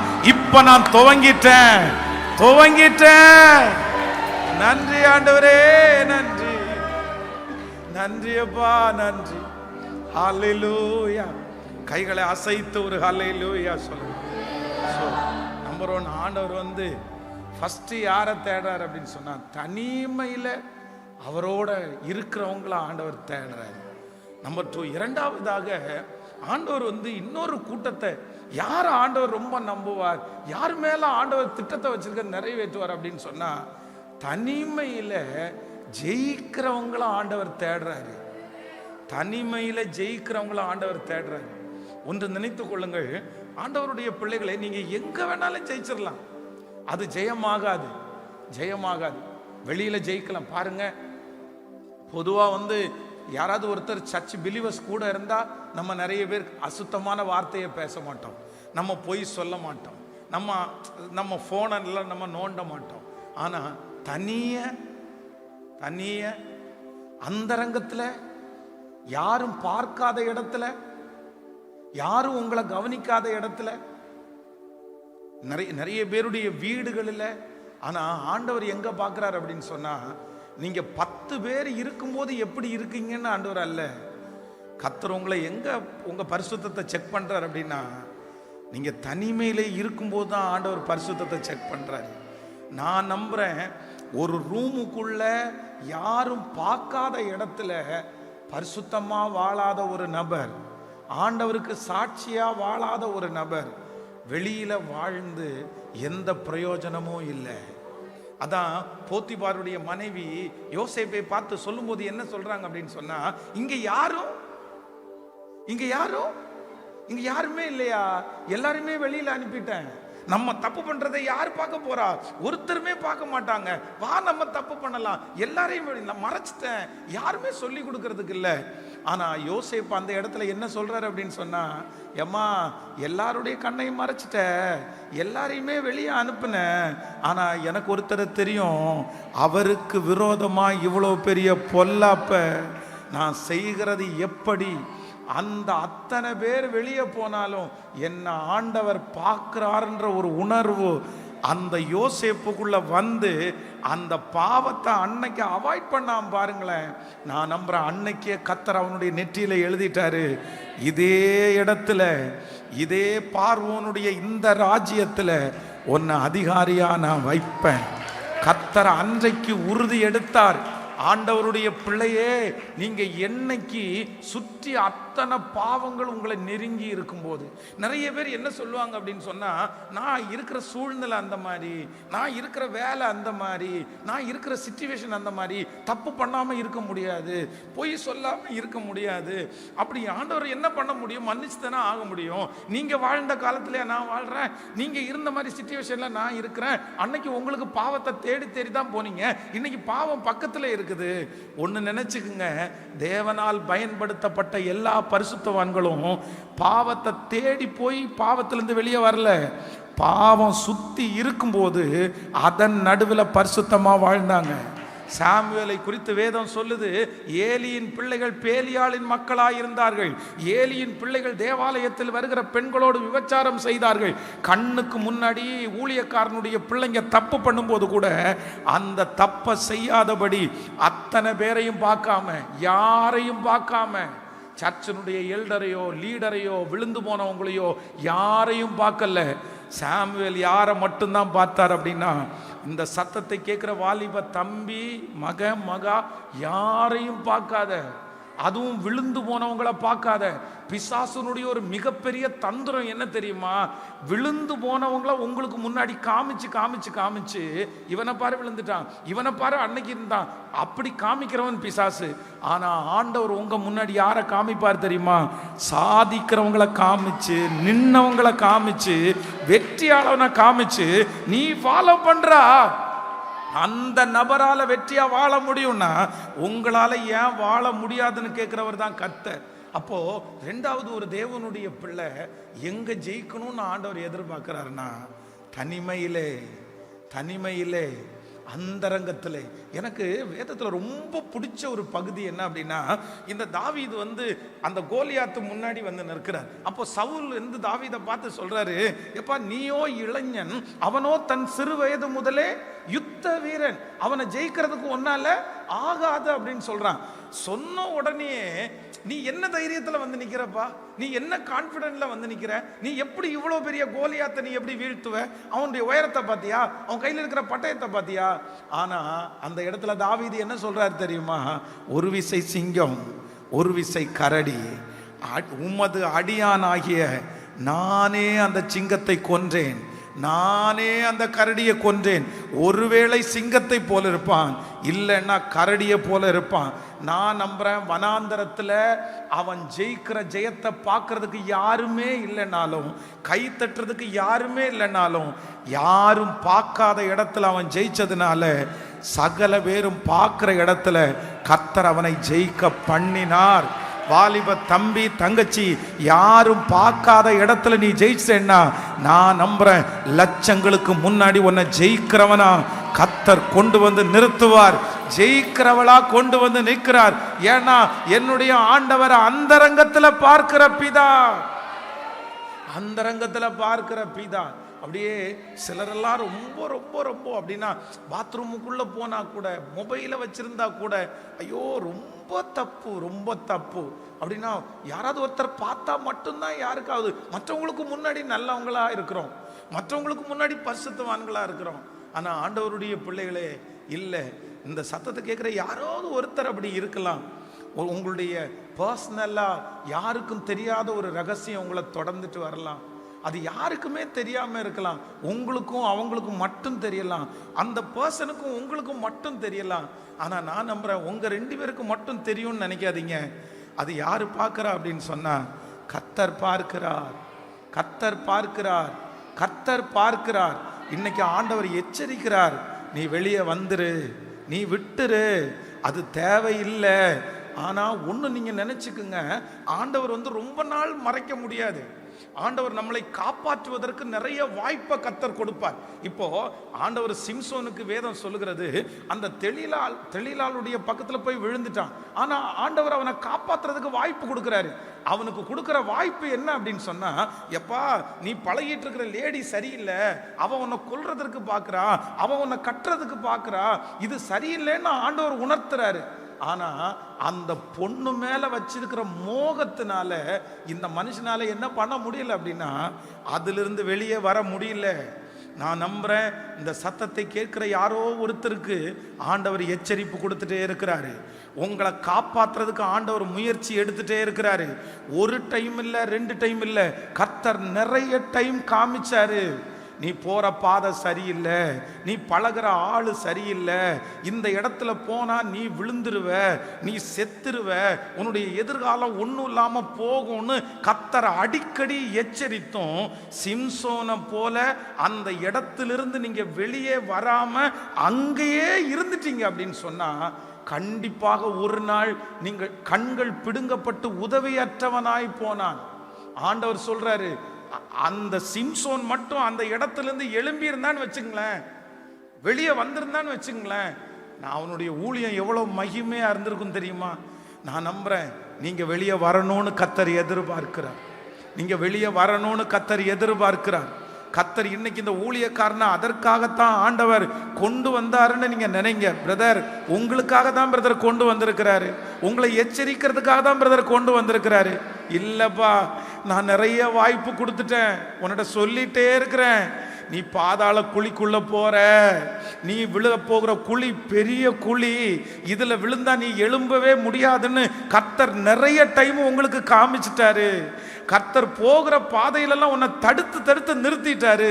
ஆனா எல்லாத்தையும் தாண்டி மனசை கல்லாக்கிட்டு, இருதயத்தை கல்லாக்கிட்டு திரும்ப திரும்ப அதற்கு நேராக போவாய். ஆனால் கர்த்தர் இன்னைக்கு இந்த ராத்திரி வேளையில யாரோ ஒருத்தரிடத்துல எச்சரிக்கிறார், இல்ல நீ இன்னைக்கே திரும்பி வந்துரு, அது வேண்டாம். கர்த்தர் உன்னை குறித்து வச்சிருக்கிற நோக்கம் ரொம்ப பெருசு. அந்த இடத்துல போய் விழுவதற்கு அழைக்கப்பட்டவன் அல்ல. ஆண்டவர் உங்க மேல பெரிய அன்பு வச்சிருக்கிறாரு, பெரிய அன்பு வச்சிருக்கிறாரு. ஹல்லேலூயா! எத்தனை பேர் ஆமோதிக்கிறீர்கள்? ஆண்டவரிடத்துல சொல்லுங்க, 2வது ஒரு தீர்மானம் எடுங்க.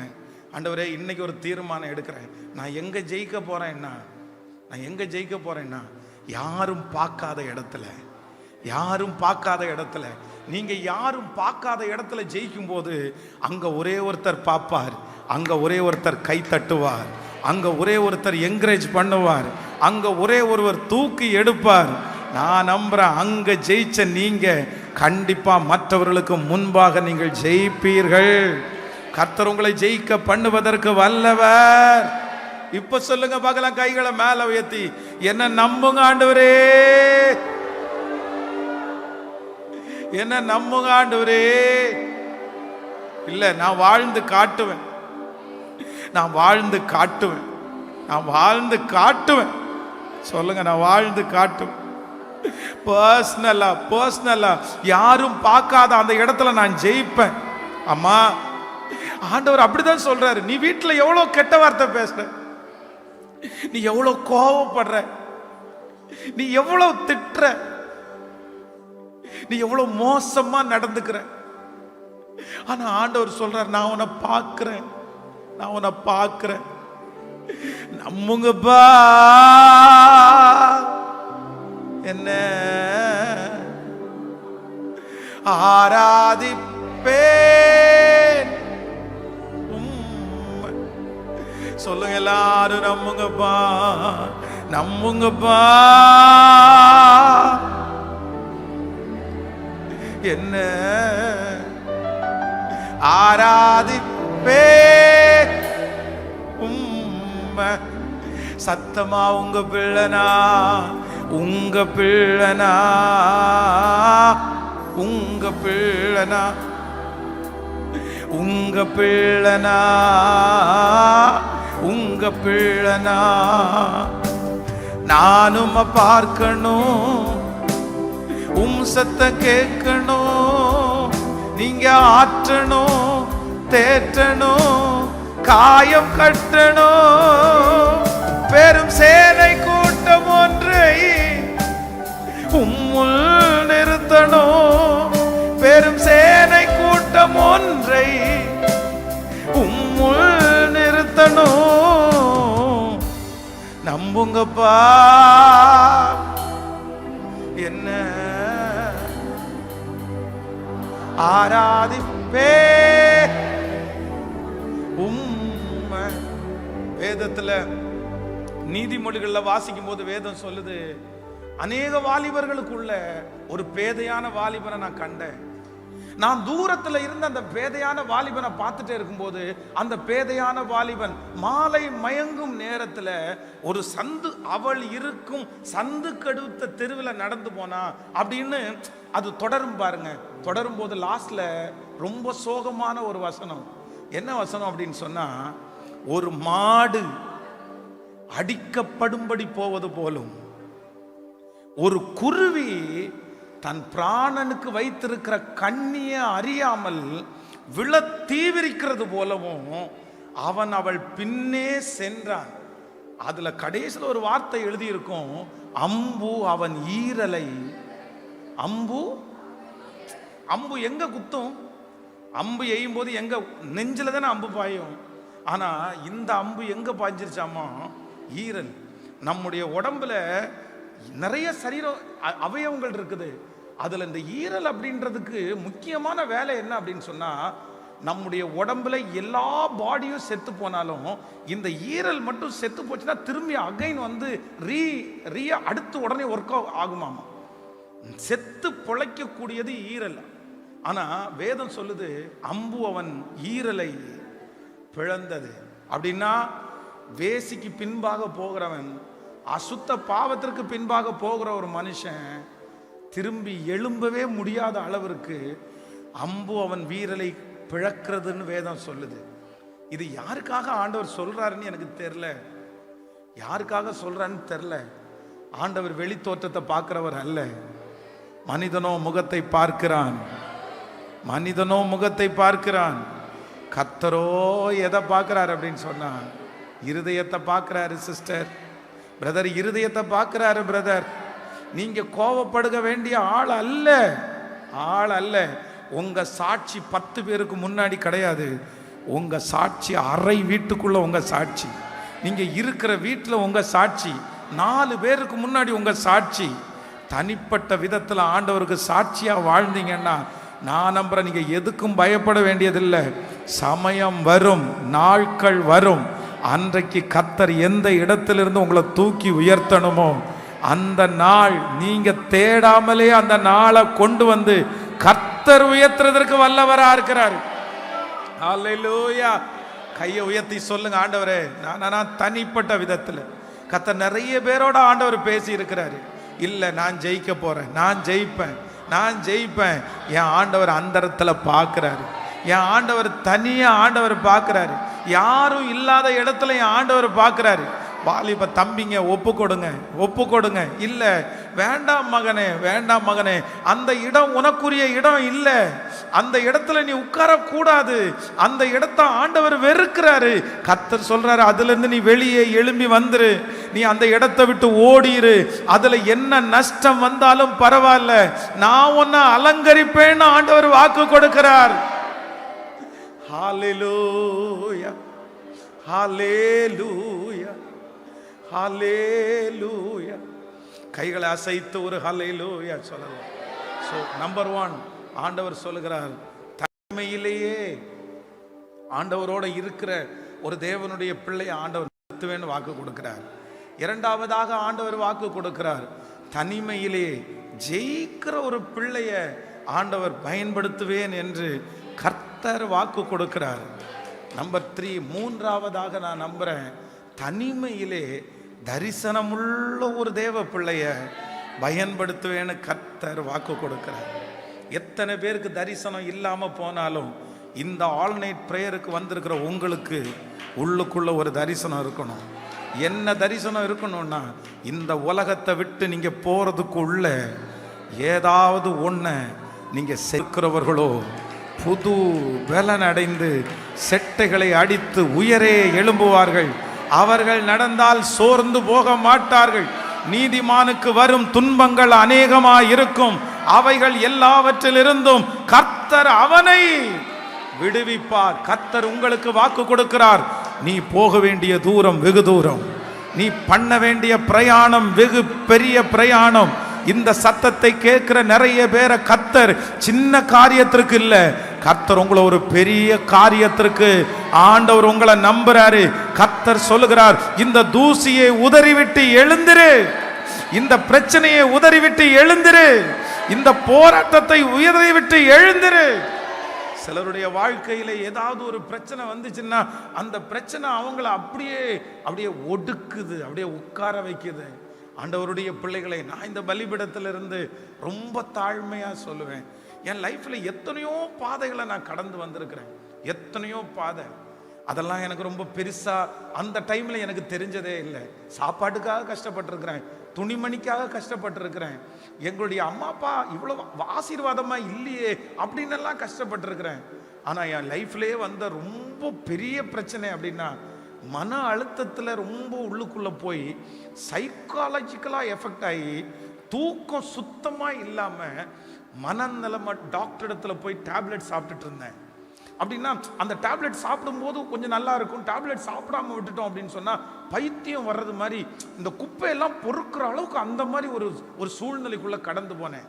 அதுல இருந்து நான் எப்படி திரும்பி வருவேன்ற ஒரு பெரிய கேள்விக்குறி எனக்குள்ள உண்டாயிருச்சு. நான் எப்படி வருவேன், இதுல எழும்ப முடியுமான்னு. ஆனா அவ்வளவு பெரிய பிரச்சனைக்குள்ள போனதுக்கு அப்புறம் கூட ஆண்டவரிடத்துல ஒவ்வொரு நாளும் ஜெபம் பண்ணும்போது எப்படி ஜெபம் பண்ணுவேன் தெரியுமா, என்ன மறுபடியும் நீங்க எழுப்புவீங்கன்னா உங்களுக்காக பெரிய ஊழியம் செய்வேன் ஆண்டவரே, நான் நிப்ப ஆண்டவரே, என்ன ஒருத்தனை அப்படி தட்டி எழுப்புங்க, நான் 1000 பேரை தட்டி எழுப்புறதற்கு நான் போய் நிற்பேன். இன்றைக்கு இந்த ஜபத்தில் இருக்கிற ஆண்டவருடைய பிள்ளைகளை, நீங்க சோர்ந்து போயிருக்கலாம், இனி வேண்டாம் ஆண்டவரே என்னை விட்டுருங்க ஆண்டவரேன்னு நீங்க சொல்லலாம். எனக்கு இஷ்டம் இல்லை பாஸ்டர், எனக்கு எழும்புறதுக்கே இஷ்டம் இல்லை, எத்தனை டைம் விழுவேன், எத்தனை டைம் தோற்று போவேன், நம்ம தலையெழுத்து அதுதான், நம்மகிட்ட அவ்வளோதான் எழுதி இருக்குது, இனியெல்லாம் எனக்கு எந்த இன்ட்ரெஸ்டும் இல்லை பாஸ்டர்.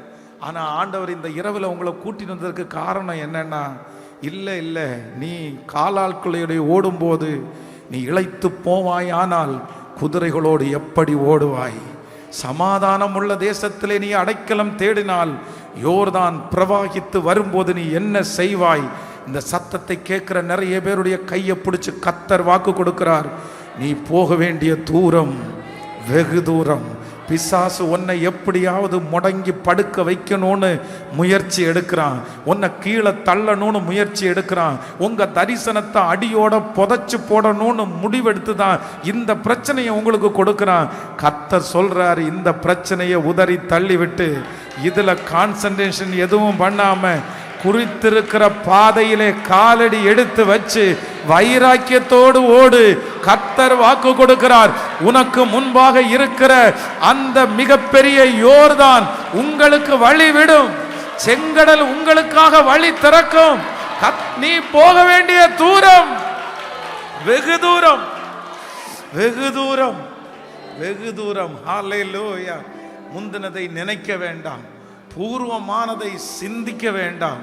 இதோ நான் புதிய காரியத்தை உனக்கு செய்வேன், அது வனாந்தரத்திலே வழியையும் அவாந்தர வெளியிலே ஆறுகளையும் உண்டாக்குவேன். சூழ்நிலை சாதகமா வந்து வெற்றி அடையவர்கள் ஆண்டவருடைய பிள்ளைகள் அல்ல. சூழ்நிலைகள் சாதகமா இல்லாத போது அதை எதிர்த்து நின்று வெற்றி அடைவர்கள் தான் தேவனுடைய பிள்ளை. ஆமோதிக்கிறீங்களா? கையை மேலே உயர்த்தி ஆண்டோடத்துல சொல்லுங்க, இல்லை நான் முடங்கி படுக்க மாட்டேன், நான் முடங்கி படுக்க மாட்டேன். சொல்லுங்க, நான் முடங்கி படுக்க மாட்டேன். முழு பலத்தோட சொல்லுங்க, அப்பா. இல்லை, நீங்க என்னை எழுப்பணும், நீங்க என்னை எழுப்பணும். கர்த்தர் தட்டி கொடுக்கணும். இல்லை, நீ நிறைய தூரம் போகணும். ஆண்டவர் இந்த விஷயத்துக்காக உன்னை அழைக்கல, இந்த சின்ன பிளஸ்ஸிங்காக இல்லை. கர்த்தர் சொல்றாரு, நீ ராஜாக்களோட நிக்கணுமே, நீ ராஜாக்களோட நிக்கணுமே. உங்க மேலையும் குடும்பத்தின் மேலையும் வச்சிருக்கிற அபிஷேகம் வித்தியாசமானது அல்லவா? சோர்வுகளை கர்த்தர் எடுக்கிறாரு, பலவீனங்களை ஆண்டவர் எடுக்கிறாரு, மன சோர்வுகளை ஆண்டவர் இப்பொழுது நீக்கி போடுறாரு. ஆமென். அவர்கள் சொல்லுகிற எந்த வார்த்தையும் கேட்க வேண்டாம், எந்த வார்த்தையும் கேட்க வேண்டாம். நம்மை அனுப்புகிறவர் கர்த்தர். ஹல்லேலூயா. ஒரே ஒரு வசனத்தை மட்டும் வாசிக்க போகிறோம். வேதத்தை திறந்து அப்படியே எடுத்துக்கொள்ளலாம், அந்த வசனத்தை வாசிக்கலாம். Thank you Jesus. நியாயாதிபதிகளின் புஸ்தகத்தில் ஒரு வசனத்தை வாசிக்கலாம். 19ஆம் அதிகாரத்தில் 19ஆம் அதிகாரம் 9வது வசனத்திலிருந்து வாசிக்கலாமா? ஆமென். நியாயாதிபதிகளின் புஸ்தகத்தில் தேங்க்யூ ஜீசஸ். வாசிங்க. பின்பு அவன் மறுமனையாட்டியும் அவன் வேலைக்காரனும் போகிறதற்கு எழுந்திருந்த போது. 16ஆம் அதிகாரம் 9வது வசனம். நியாயாதிபதிகள் 16வது அதிகாரத்தினுடைய 9வது வசனத்தை. பதிவிருக்கிறவர்கள் அறை வீட்டிலே காத்திருக்கும் போது அவள், சிம்சோனே, பெலிஸ்தியர் உன்மேல் வந்து விட்டார்கள் என்றால், அப்பொழுது சணல் நூலானது நெருப்பு பட்ட உடனே இற்று போகிறது போல அவன் அந்த கயிறுகளை அறுத்து போட்டான். இன்னொரு வசனத்தை கூட வாசிக்கலாம். நியாயாதிபதிகள் 7ஆம் அதிகாரத்தினுடைய 12வது 13வது வசனத்தை வாசிக்க போறோம். நியாயாதிபதிகள் 7ஆம் அதிகாரம் 12, 13. மீதியானியரும் அமலேக்கியரும் சகல கிழக்கத்தி புத்திரரும் வெட்டு கிளிகளைப் போல திரளாய் பள்ளத்தாக்கிலே படுத்து கிடந்தார்கள். அவர்களுடைய ஒட்டகங்களும் கணக்கில்லை, கடற்கரை மணலை போல திரளாய் இருந்தது. கிதியோன் வந்தபோது ஒருவன் மற்றவனுக்கு ஒரு சொப்பனத்தை சொன்னான். அதாவது, இதோ ஒரு சொப்பனத்தை கண்டேன். சுருட்டி இருந்த ஒரு வார்கோதுமை அப்பம் மீதியானியரின் பாளையத்திற்குள்ளே உருண்டு வந்து அது கூடாரம் மட்டும் வந்தபோது அதை விழத்தள்ளி கவிழ்த்து போட்டது. கூடாரம் விழுந்து கிடந்தது என்றான். அடுத்த வசனத்தை கூட வாசிக்கலாம். அப்பொழுது மற்றவன், இது யோவாசின் குமாரனாகிய கிதியோன் என்னும் இஸ்ரவேலுடைய பட்டயமே அல்லாமல் வேற அல்ல. தேவன் மீதியானியரையும் இந்த சேனை அனைத்தையும் அவன் கையிலே ஒப்பு கொடுத்தார் என்றார். கவனிங்க, வேதத்தில் அந்த 12வது வசனத்தை வாசிக்கும் போது ஜனங்கள் எப்படி இந்த கிதியோனுக்கு முன்பாக நிற்கிறார்களாமா? மீதியானியரும் அமலேக்கியரும் சகல கிழக்கத்தி புத்திரரும் வெட்டு கிளிகளைப் போல திரளாய் பள்ளத்தாக்கிலே படுத்து கிடந்தார்கள். அவர்களுடைய ஒட்டகங்களுக்கு கணக்கில்லை, கடற்கரை மணலை போல திரளாய் இருந்தது. அப்படின்னா இந்த கிதியோனுக்கு முன்பாக ஒரு மிகப்பெரிய சவால் இருக்குது. அது ஒரு பெரிய சவால். ஆனால் அப்படின்னா இந்த வசனத்தில் வாசிச்சோம்ல, அத்தனை பேர் வெட்டுக்கிளிகளை போல ஜனங்கள், ஒட்டகங்கள் எல்லாம் கடற்கரை மணலை போல கிடக்குது. அவ்வளோ பெரிய மிகப்பெரிய பிரச்சனை. ஆனால் இந்த ஒரே ஒரு மனுஷன் மட்டும் நின்றுட்டு இருக்கிறான். ஆண்டவர் சொல்றாரு, நிறைய ஜனங்கள் வேண்டாம், 300 பேரோட உன்னை நான் ஜெயிக்க பண்ணுவேன்னு கர்த்தர் வாக்கு கொடுத்தார். இந்த வார்த்தையை கர்த்தர் இந்த வாரம் முழுக்க என் கூட பேசிட்டு இருக்கிறாரு. நான் போகிற இடத்துலெல்லாம் இந்த வார்த்தையை நான் சொல்றேன். அப்போ இந்த கிதியோன், ஆண்டவரே இவ்வளோ பெரிய கூட்டம் இருக்குது, இத்தனை பெரிய கூட்டத்தை நான் எப்படி சமாளிப்பேன்? வெட்டு கிளிகளை போல ஜனங்கள், ஒட்டகங்கள் எல்லாம் கடற்கரை மணலை போல இருக்குது, நான் 300 பேரை வச்சு எப்படி நான் சமாளிக்க முடியும்? அப்பதான் ஆண்டவர் சொல்றாரு, நீ ஒன்றும் இல்லை, நான் உன்னை வெற்றி அடைய பண்ணுவேன்றதற்கு ஆதாரமா நீ எந்த ஜனங்களை பார்த்து பயப்படுறியோ அங்க போ, அவங்க உன்னை குறித்து என்ன பேசிக்கிறாங்கன்றதை நீ பாரு அப்படின்னு ஆண்டவர் அனுப்பி விடுறாரு. யாருக்கும் தெரியாம இந்த கிதியோன் போய் அவங்க என்ன சொல்றாங்கன்னு பார்த்தா, அங்க இருக்கிற ஒருத்தன் சொல்றான், நான் ஒரு சொப்பனம் பார்த்தேன். அந்த சொப்பனம் என்ன அப்படின்னு சொன்னா, ஒரு சப்பாத்தி இல்லைன்னா ஒரு ரொட்டின்னு வச்சுங்களேன், ஒரு ரொட்டி. அந்த ரொட்டி அங்கேருந்து என்ன பண்ணுது அப்படின்னா அப்படியே உருண்டு வருது. அது உருண்டு வர வர நான் பார்த்துட்டு இருக்கிறேன். நம்முடைய கூடாரம் மட்டும் அந்த ரொட்டி உருண்டு அந்த ரொட்டி இந்த கூடாரத்தை என்ன பண்ணிச்சு, கவிழ்த்து போட்டுச்சு அப்படின்ற சொப்பனத்தை சொல்லும்போது பக்கத்துல இருக்கிற ஒருத்தன் சொல்றான், நீ பார்த்தது கரெக்டான சொப்பனம். அந்த ரொட்டின்றது வேற யாரும் கிடையாது, அவன் கிதியோன் தான் அந்த ரொட்டி. அவன் வருவான், நம்மளை ஜெயிப்பான்னு அந்நியன் பேசி கொண்டிருக்கிறான். கர்த்தர் சொல்றாரு, உன் எதிரியே உன்னை குறித்து இப்படி பேசுறாங்கல்ல, நான் ஏன் உன்னை ஜெயிக்க பண்ண மாட்டேன்னு கர்த்தர் கிதியோனை கொண்டு அவ்வளோ பெரிய ரட்சிப்பை கட்டளையிடுகிறார். நான் நம்புறேன், இன்றைக்கு இந்த சத்தத்தை கேட்கிற அநேகரை பார்த்து கர்த்தர் வாக்கு கொடுக்கிறார், நீ கண்டிப்பா தனிமையில எழும்பணும். கர்த்தர் சொல்லுகிறார், வேற யாரும் உன்னை தட்டி எழுப்ப வேண்டாம், வேற யாரும் உன்னை ஆறுதல் படுத்த முடியல, வேற யாருமே உன்னை உந்தி தள்ள முடியல. கர்த்தர் சொல்றாரு, நீ உனக்குள்ளே எழும்பு, நீ உனக்குள்ளே தட்டி எழுப்பு. உனக்கு ஆறுதல் சொல்ல ஒருவரும் வரமாட்டாங்க. நீ நினைக்கிற யாராவது ஒருத்தர் வரமாட்டாங்களா? என்ன தட்டி கொடுக்கறதுக்கு யாரும் இல்லையா? என்ன தூக்குறதுக்கு யாரும் இல்லையா? நான் விழுந்து போகும்போது இன்னும் கொஞ்சம் என்னை மிதிக்கிறாங்களே, நீ அப்படித்தான் என்னை திட்டிட்டு தானே போறாங்க. ஆனா ஆண்டவர் மட்டும் இன்றைக்கு இந்த ஆல் நைட் பிரேயர்ல, மகளே நீ தனிமையில ஒன்ன நீ கஷ்டப்படுத்திராத, உன்னுடைய தனிமையில உன்னை குறித்து நீ நெகட்டிவா பேசி பேசி உன்னை தாழ்த்தாத. கர்த்தர் சொல்கிறார், தனிமையிலே நீ உன்னை தட்டி எழுப்பு, தட்டி எழுப்பு. உனக்குள்ளே இருக்கிற விசுவாசத்தை தட்டி எழுப்பு, உனக்குள்ளே இருக்கிற பலத்தை தட்டி எழுப்பு. அந்த பெரும்பாடுள்ள ஸ்திரீ, அவளை தட்டி கொடுக்கிறதுக்கு யாரும் இல்லை, உற்சாகப்படுத்துறதுக்கு யாரும் இல்லை, உன்னுடைய வியாதி சரியாகும்னு சொல்றதுக்கு யாரும் இல்லை. ஆனா அவள் மனதிலே ஒரு தீர்மானம் எடுத்துக்கொண்டாள், நான் இன்னைக்கு கர்த்தரை போய் சந்திப்பேன், அவருடைய வஸ்திரத்தை தொடுவேன்னு அவளுக்குள்ளே ஒரு எழுப்புதல் வந்தது. அந்த எழுப்புதல் எப்பேற்பட்ட வியாதியையும் சரி பண்ண முடியுமானால், இன்றைக்கு இந்த ஆல் நைட் பிரேயர்ல கர்த்தர் நிறைய பேர் மேல அந்த எழுப்புதல் அக்னியை இப்பொழுது கர்த்தர் போடுகிறார். கர்த்தர் போடுகிறார். கர்த்தர் உன்னை தட்டி எழுப்புகிறார். இல்ல, நீ எழும்பு, நீ தனியா எழும்பு. உனக்குள்ளே இருக்கிற ஆவியை அனல் மூட்டி எழுப்பிவிடு. கர்த்தர் சொல்லுகிறார், உலகத்தில் இருக்கிறவனை விட உனக்குள்ளே இருக்கிற இயேசு பெரியவர், பெரியவர். கர்த்தர் சொல்லுகிறார், வேற யாரும் வேண்டாம், வேற யாரும் வேண்டாம். உன்னை எழுப்பக்கூடிய சக்தியை உனக்குள்ளே வச்சிருக்கிறேன், உன்னை என்கரேஜ் பண்ணக்கூடிய சக்தியை உனக்குள்ளே வைத்திருக்கிறேன். நீ சாதாரணமான ஒரு மனிதன் அல்ல, நீ ஒரு வார்கோதுமை அப்பம். இந்த வார்கோதுமை அப்பம் நிறைய பேருடைய கண்ணுக்கு முன்னாடி சாதாரணமான பேப்பர் போல இருக்கும்.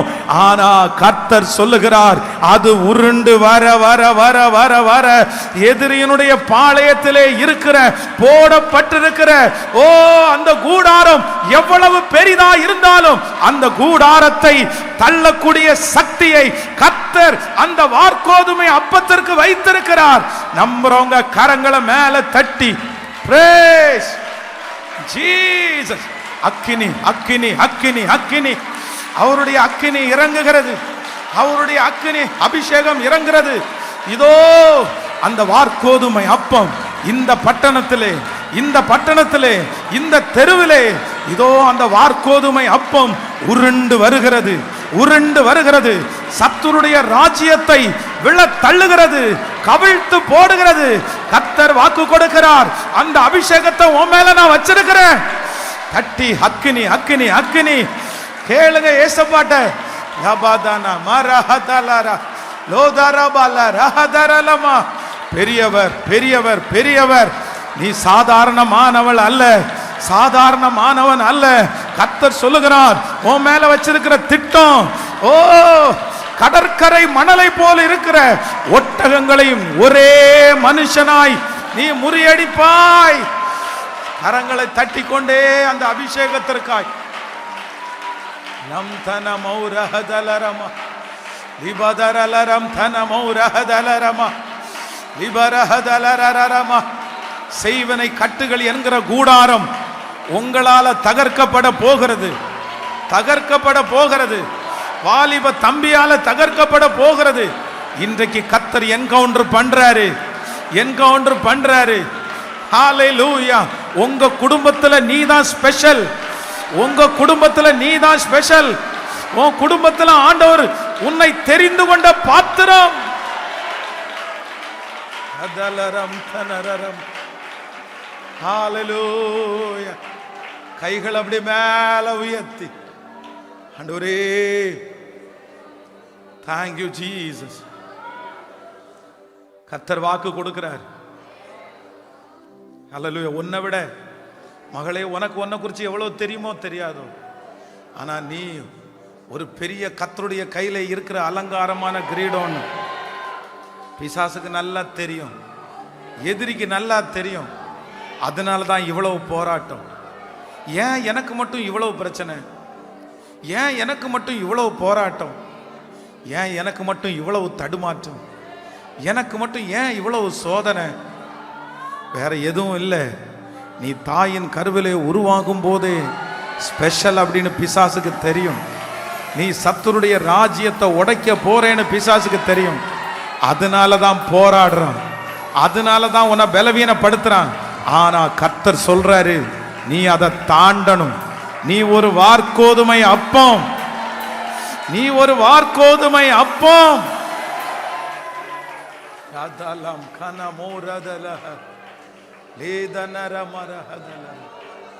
Thank you Jesus, thank you Jesus.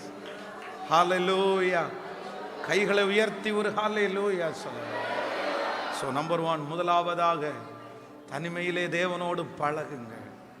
Number 2, தனிமையிலே ஜெயித்து கொள்ளுங்கள்.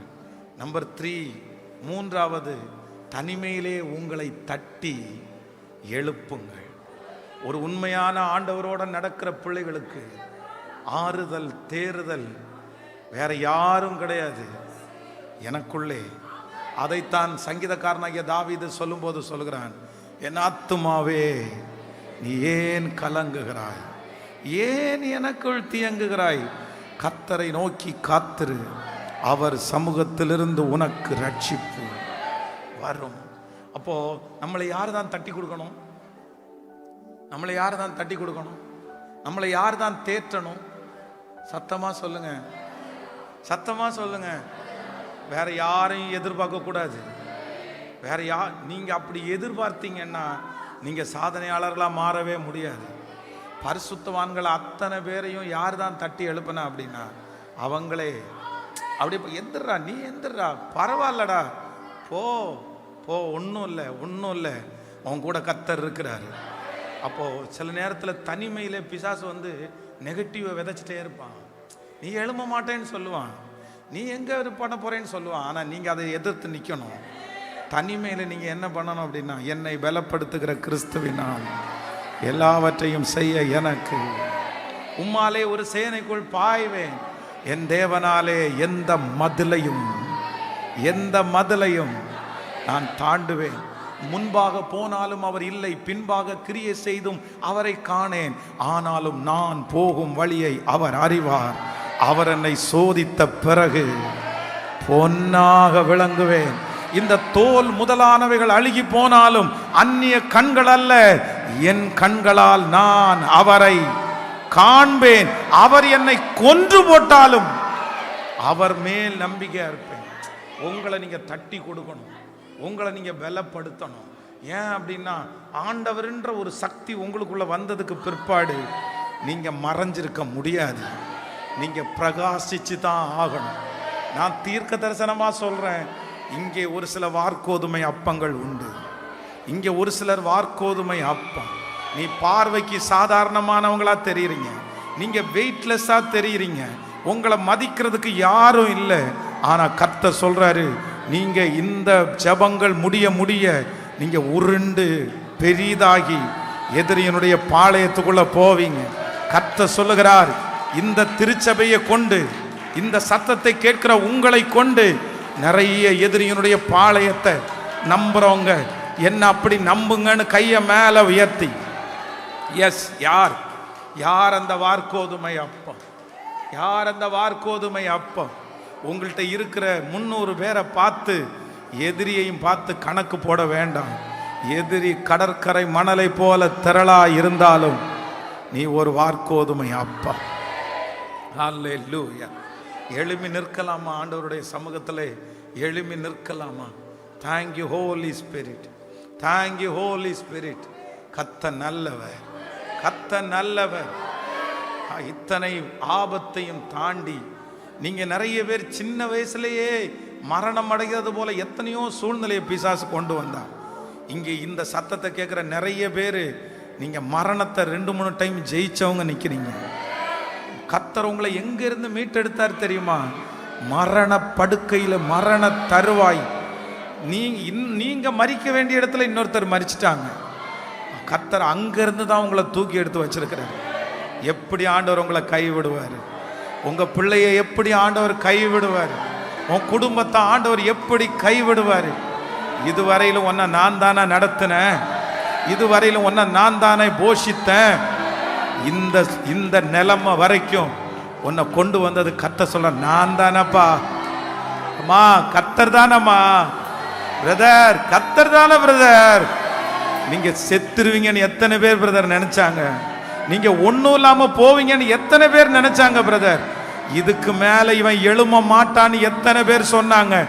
இவன் தற்கொலை பண்ணி சாவான்னு நினைச்சாங்கல்ல, இவன் ஊரை விட்டு ஓடுவான்னு சொன்னாங்கல்ல. ஆனா ஆண்டவர் உங்களை கைவிட்டாரா? இன்னைக்கு வரைக்கும் அந்த சத்துருக்கு முன்னாடி தானே நிக்கிறீங்க. இன்னைக்கு வரைக்கும் அவன் கண்ணு முன்னாடி தானே நிக்கிறீங்க. கர்த்தர் அவன் கண்ணு முன்னாடி உங்களை அழிக்கல, அழிக்கல. கர்த்தர் வாக்கு கொடுக்கிறார், இதுவரையிலும் உன்னை நடத்தினது உண்மையானால், உண்மையானால் இனி நான் உன்னை நடத்த போகிறது பிரமிப்பா இருக்கும், ஆச்சரியமா இருக்கும். நம்புறவங்க கை வலிச்சா கூட பரவாயில்ல, கையை மேல உயர்த்தி, கையை மேல உயர்த்தி இயேசுவேன்னு கூப்பிட்டு, எஸ், ஜெபம் பண்றவங்க ஜெபம் பண்ணுங்க, மன்னிப்பு கேட்கிறவங்க மன்னிப்பு கேளுங்க, ஏசப்பாட்ட மன்னிப்பு கேட்கிறவங்க மன்னிப்பு கேளுங்க, ஜெபம் பண்றவங்க ஜெபம் பண்ணுங்க, பயன்படுத்துங்க ஆண்டவரேன்னு சொல்றவங்க பயன்படுத்துங்க ஆண்டவரேன்னு சொல்லுங்க. ஹல்லேலூயா, ஹல்லேலூயா, ஹல்லேலூயா. ரம் தே நம ரஹதலரம. இந்த தேவ சமூகத்திலிருந்து இந்த ராத்திரி வேளையிலே ஒரு வார்கோதுமை அப்பம், ஒரு வார்கோதுமை அப்பம். இதோ அந்த வார்கோதுமை அப்பம் கர்த்தருடைய கரத்திலே இருக்குது, கர்த்தருடைய கரத்திலே இருக்குது. இந்த வார்கோதுமை அப்பம் நம்பி இருக்கிறது கர்த்தரை. இந்த வார்கோதுமை அப்பம் அத்தனை பேரும் தூங்கி கொண்டிருக்கும் போது இந்த வார்கோதுமை அப்பம் கர்த்தருடைய சமூகத்திலே விழித்திருக்கிறது. அதான் அதான் வார்கோதுமை அப்பம். நான் நம்புறேன், நீங்க தான் வாலிப தம்பி, நீதாண்டா வாலிப தங்கச்சி, நீதான். உனக்கு பின்னணி யாரும் இல்லை. ஆனா கர்த்தர் சொல்றாரு, பயங்கரமான பராக்கிரமசாலியாய் உன் பின்னாடி நான் நிக்கிறேன், உன் பின்னாடி நான் நிக்கிறேன், உன் பின்னாடி நான் நிக்கிறேன். இல்ல, உனக்கு நிழலாய் நான் இருப்பேன், உன்னை கொண்டு போவேன். உங்க அப்பா இல்ல, நான் தான் உனக்கு அப்பா, நான் தான் உனக்கு அம்மா. Yes yes yes. கை வலிச்சா கூட பரவாயில்ல, சத்தத்தை உயர்த்தி ஜெபம் பண்ணிட்டே. நம்தனரலத்தனரம் கமனோர் லதரலரம் தனரலரமா. மண்ணான மனிதன் நான், என்னால் ஏதும் ஆகுமா? மண்ணான மனிதன் நான், என்னால் ஏதும் ஆகுமா? உம் பிள்ளையாய் நான் வாழ முடியுமா? உம் பிள்ளையாய் நான் வாழ முடியுமா? பாவி என் மீது ஏன் இந்த அன்பு ஒன்றும் புரியலை, சித்தம் என் மீது வைத்திட்ட பின்பும் வாழ தெரியலையே. பாவி என் மீது ஏன் இந்த அன்பு ஒன்றும் புரியலையே, சித்தம் என் மீது வைத்திட்ட பின்பும் வாழ தெரியலையே, இன்னும் வாழ தெரிய. கைய மேல உயர்த்தி தேவனே ஜீவனே, தேவனே என் ஜீவனே, இயேசுவே வாழி சத்தியமே, தேவனே என் ஜீவனே, இயேசுவே வாழி சத்தியமே. பாவி என் மீது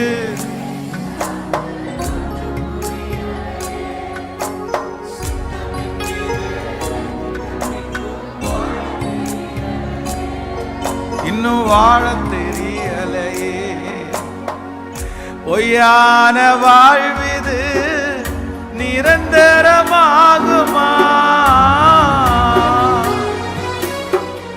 பொய்யான வாழ்விது நிரந்தரமாகுமா, நீர் என்னை பயன்படுத்த முடியுமா, நீர் என்னை பயன்படுத்த முடியுமா. பாவியின் மீது ஏன் இந்த அன்பு ஒன்றும் புரிய, சித்தம் என் மீது வைத்திட்ட பின்பும் வாழ தெரியலை, இன்னும் வாழ தெரி. கைய மேலே தேவனே, தேவனே ஜீவனே, தேவனே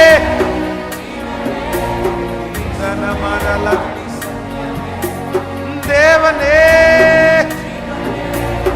அப்பா சத்தியமே. நன்றி அப்பா, எனக்காக நீங்க ஜெபம் பண்ணுங்க பாஸ்டர். ஆண்டவர் இன்னைக்கு என் கூட பேசினாரு. நான் தான் பாஸ்டர் எல்லாருக்கும் முன்னாடியும் ரொம்ப வெற்றியா நடக்கிறது மாதிரி நடக்கிறேன், ஆனா பர்சனலா தனிப்பட்ட விதத்துல எனக்கு கண்டிப்பா நான் தான் பாஸ்டர் தனிப்பட்ட விதத்துல ரொம்ப நெகட்டிவாவே யோசிக்கிறேன். தனிப்பட்ட விதத்துல என்னால ஜெயிக்கவே முடியல பாஸ்டர், பர்சனலா ஆண்டவரிடத்துல போய் நிக்கவே முடியல பாஸ்டர். ஆனா ஆண்டவர் தான் என் கூட இன்னைக்கு பேசினாரு. உங்க கையை மட்டும் உயர்த்துங்க, உங்களுக்காக ஜெபம் பண்றேன். நன்றியப்பா, நன்றியப்பா. இந்த கரங்களை பார்த்துருங்க ஆண்டவரே, இந்த கரங்களை பார்த்துருங்க ஆண்டவரே. குறை சொல்றதுக்கு கங்கணம் கட்டிட்டு அத்தனை பேர் காத்து கிடக்குறாங்கப்பா. விழமாட்டானான்னு எதிர்பார்த்து கிடக்குறவங்க எத்தனை பேரு, இவன் வீட்டுல ஒரு தீமை நடக்காதான்னு எதிர்பார்த்து கிடக்குறவங்க எத்தனை பேரு. ஆனாலும் ஆனாலும் ஆனாலும் ஆனாலும் ஆனாலும் மோசையினுடைய கையில தள்ளாடுகிற அந்த கோலை உங்க நீங்க பாருங்கப்பா, பாருங்கப்பா. என் பிள்ளைய பாருங்க ஆண்டவரே, என் பிரதரை பாருங்க ஆண்டவரே, என் தாயார பாருங்க ஆண்டவரே, என் தங்கச்சிய பாருங்க ஆண்டவரே. உங்களை தவிர வேற யாருப்பா தூக்க முடியும்? அவ்வளவு ஜெபத்துக்கு வந்தாலும் அத்தனை ஜெபம் பண்ணாலும் மனசு சொல்லுது, நீ எப்படி நிக்க போற, நீ எப்படி சாதிக்க போற, நீ எப்படி தாண்ட போறேன்னு மனசு யாருக்கும் தெரியாம இருதயத்துக்குள்ள மனசு துக்கமா இருக்குப்பா. ஆனா இப்போ உம்முடைய ஊழியக்காரனாகிய நான் திறப்பிலே நின்று இந்த இரவுல உங்க பிள்ளைகளுக்காக ஜெபிக்கிறேன்.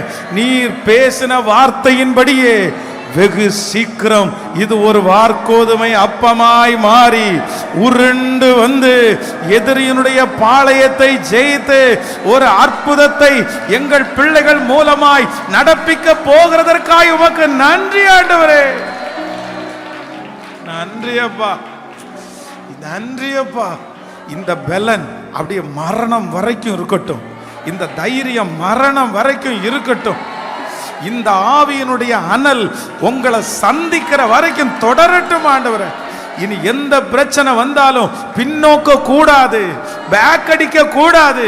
இன்னைக்கு எடுத்து வச்ச கால் இனி எதிரியினுடைய பாளையத்துல போய் அந்த கூடாரத்தை பெயர்க்கிற வரைக்கும்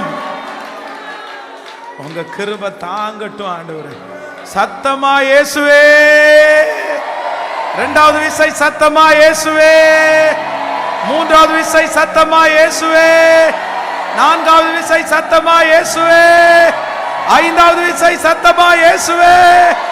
ஆறாவது விசை சத்தமா இயேசுவே. ஏழாவது விசை சத்தமா இயேசுவே. எட்டாவது விசை இயேசுவே. ஒன்பதாவது விசை இயேசுவே. 10வது விசை கரங்களை தட்டி கொண்டே இயேசு ஜெயித்தார். இயேசு ஜெயித்தார்.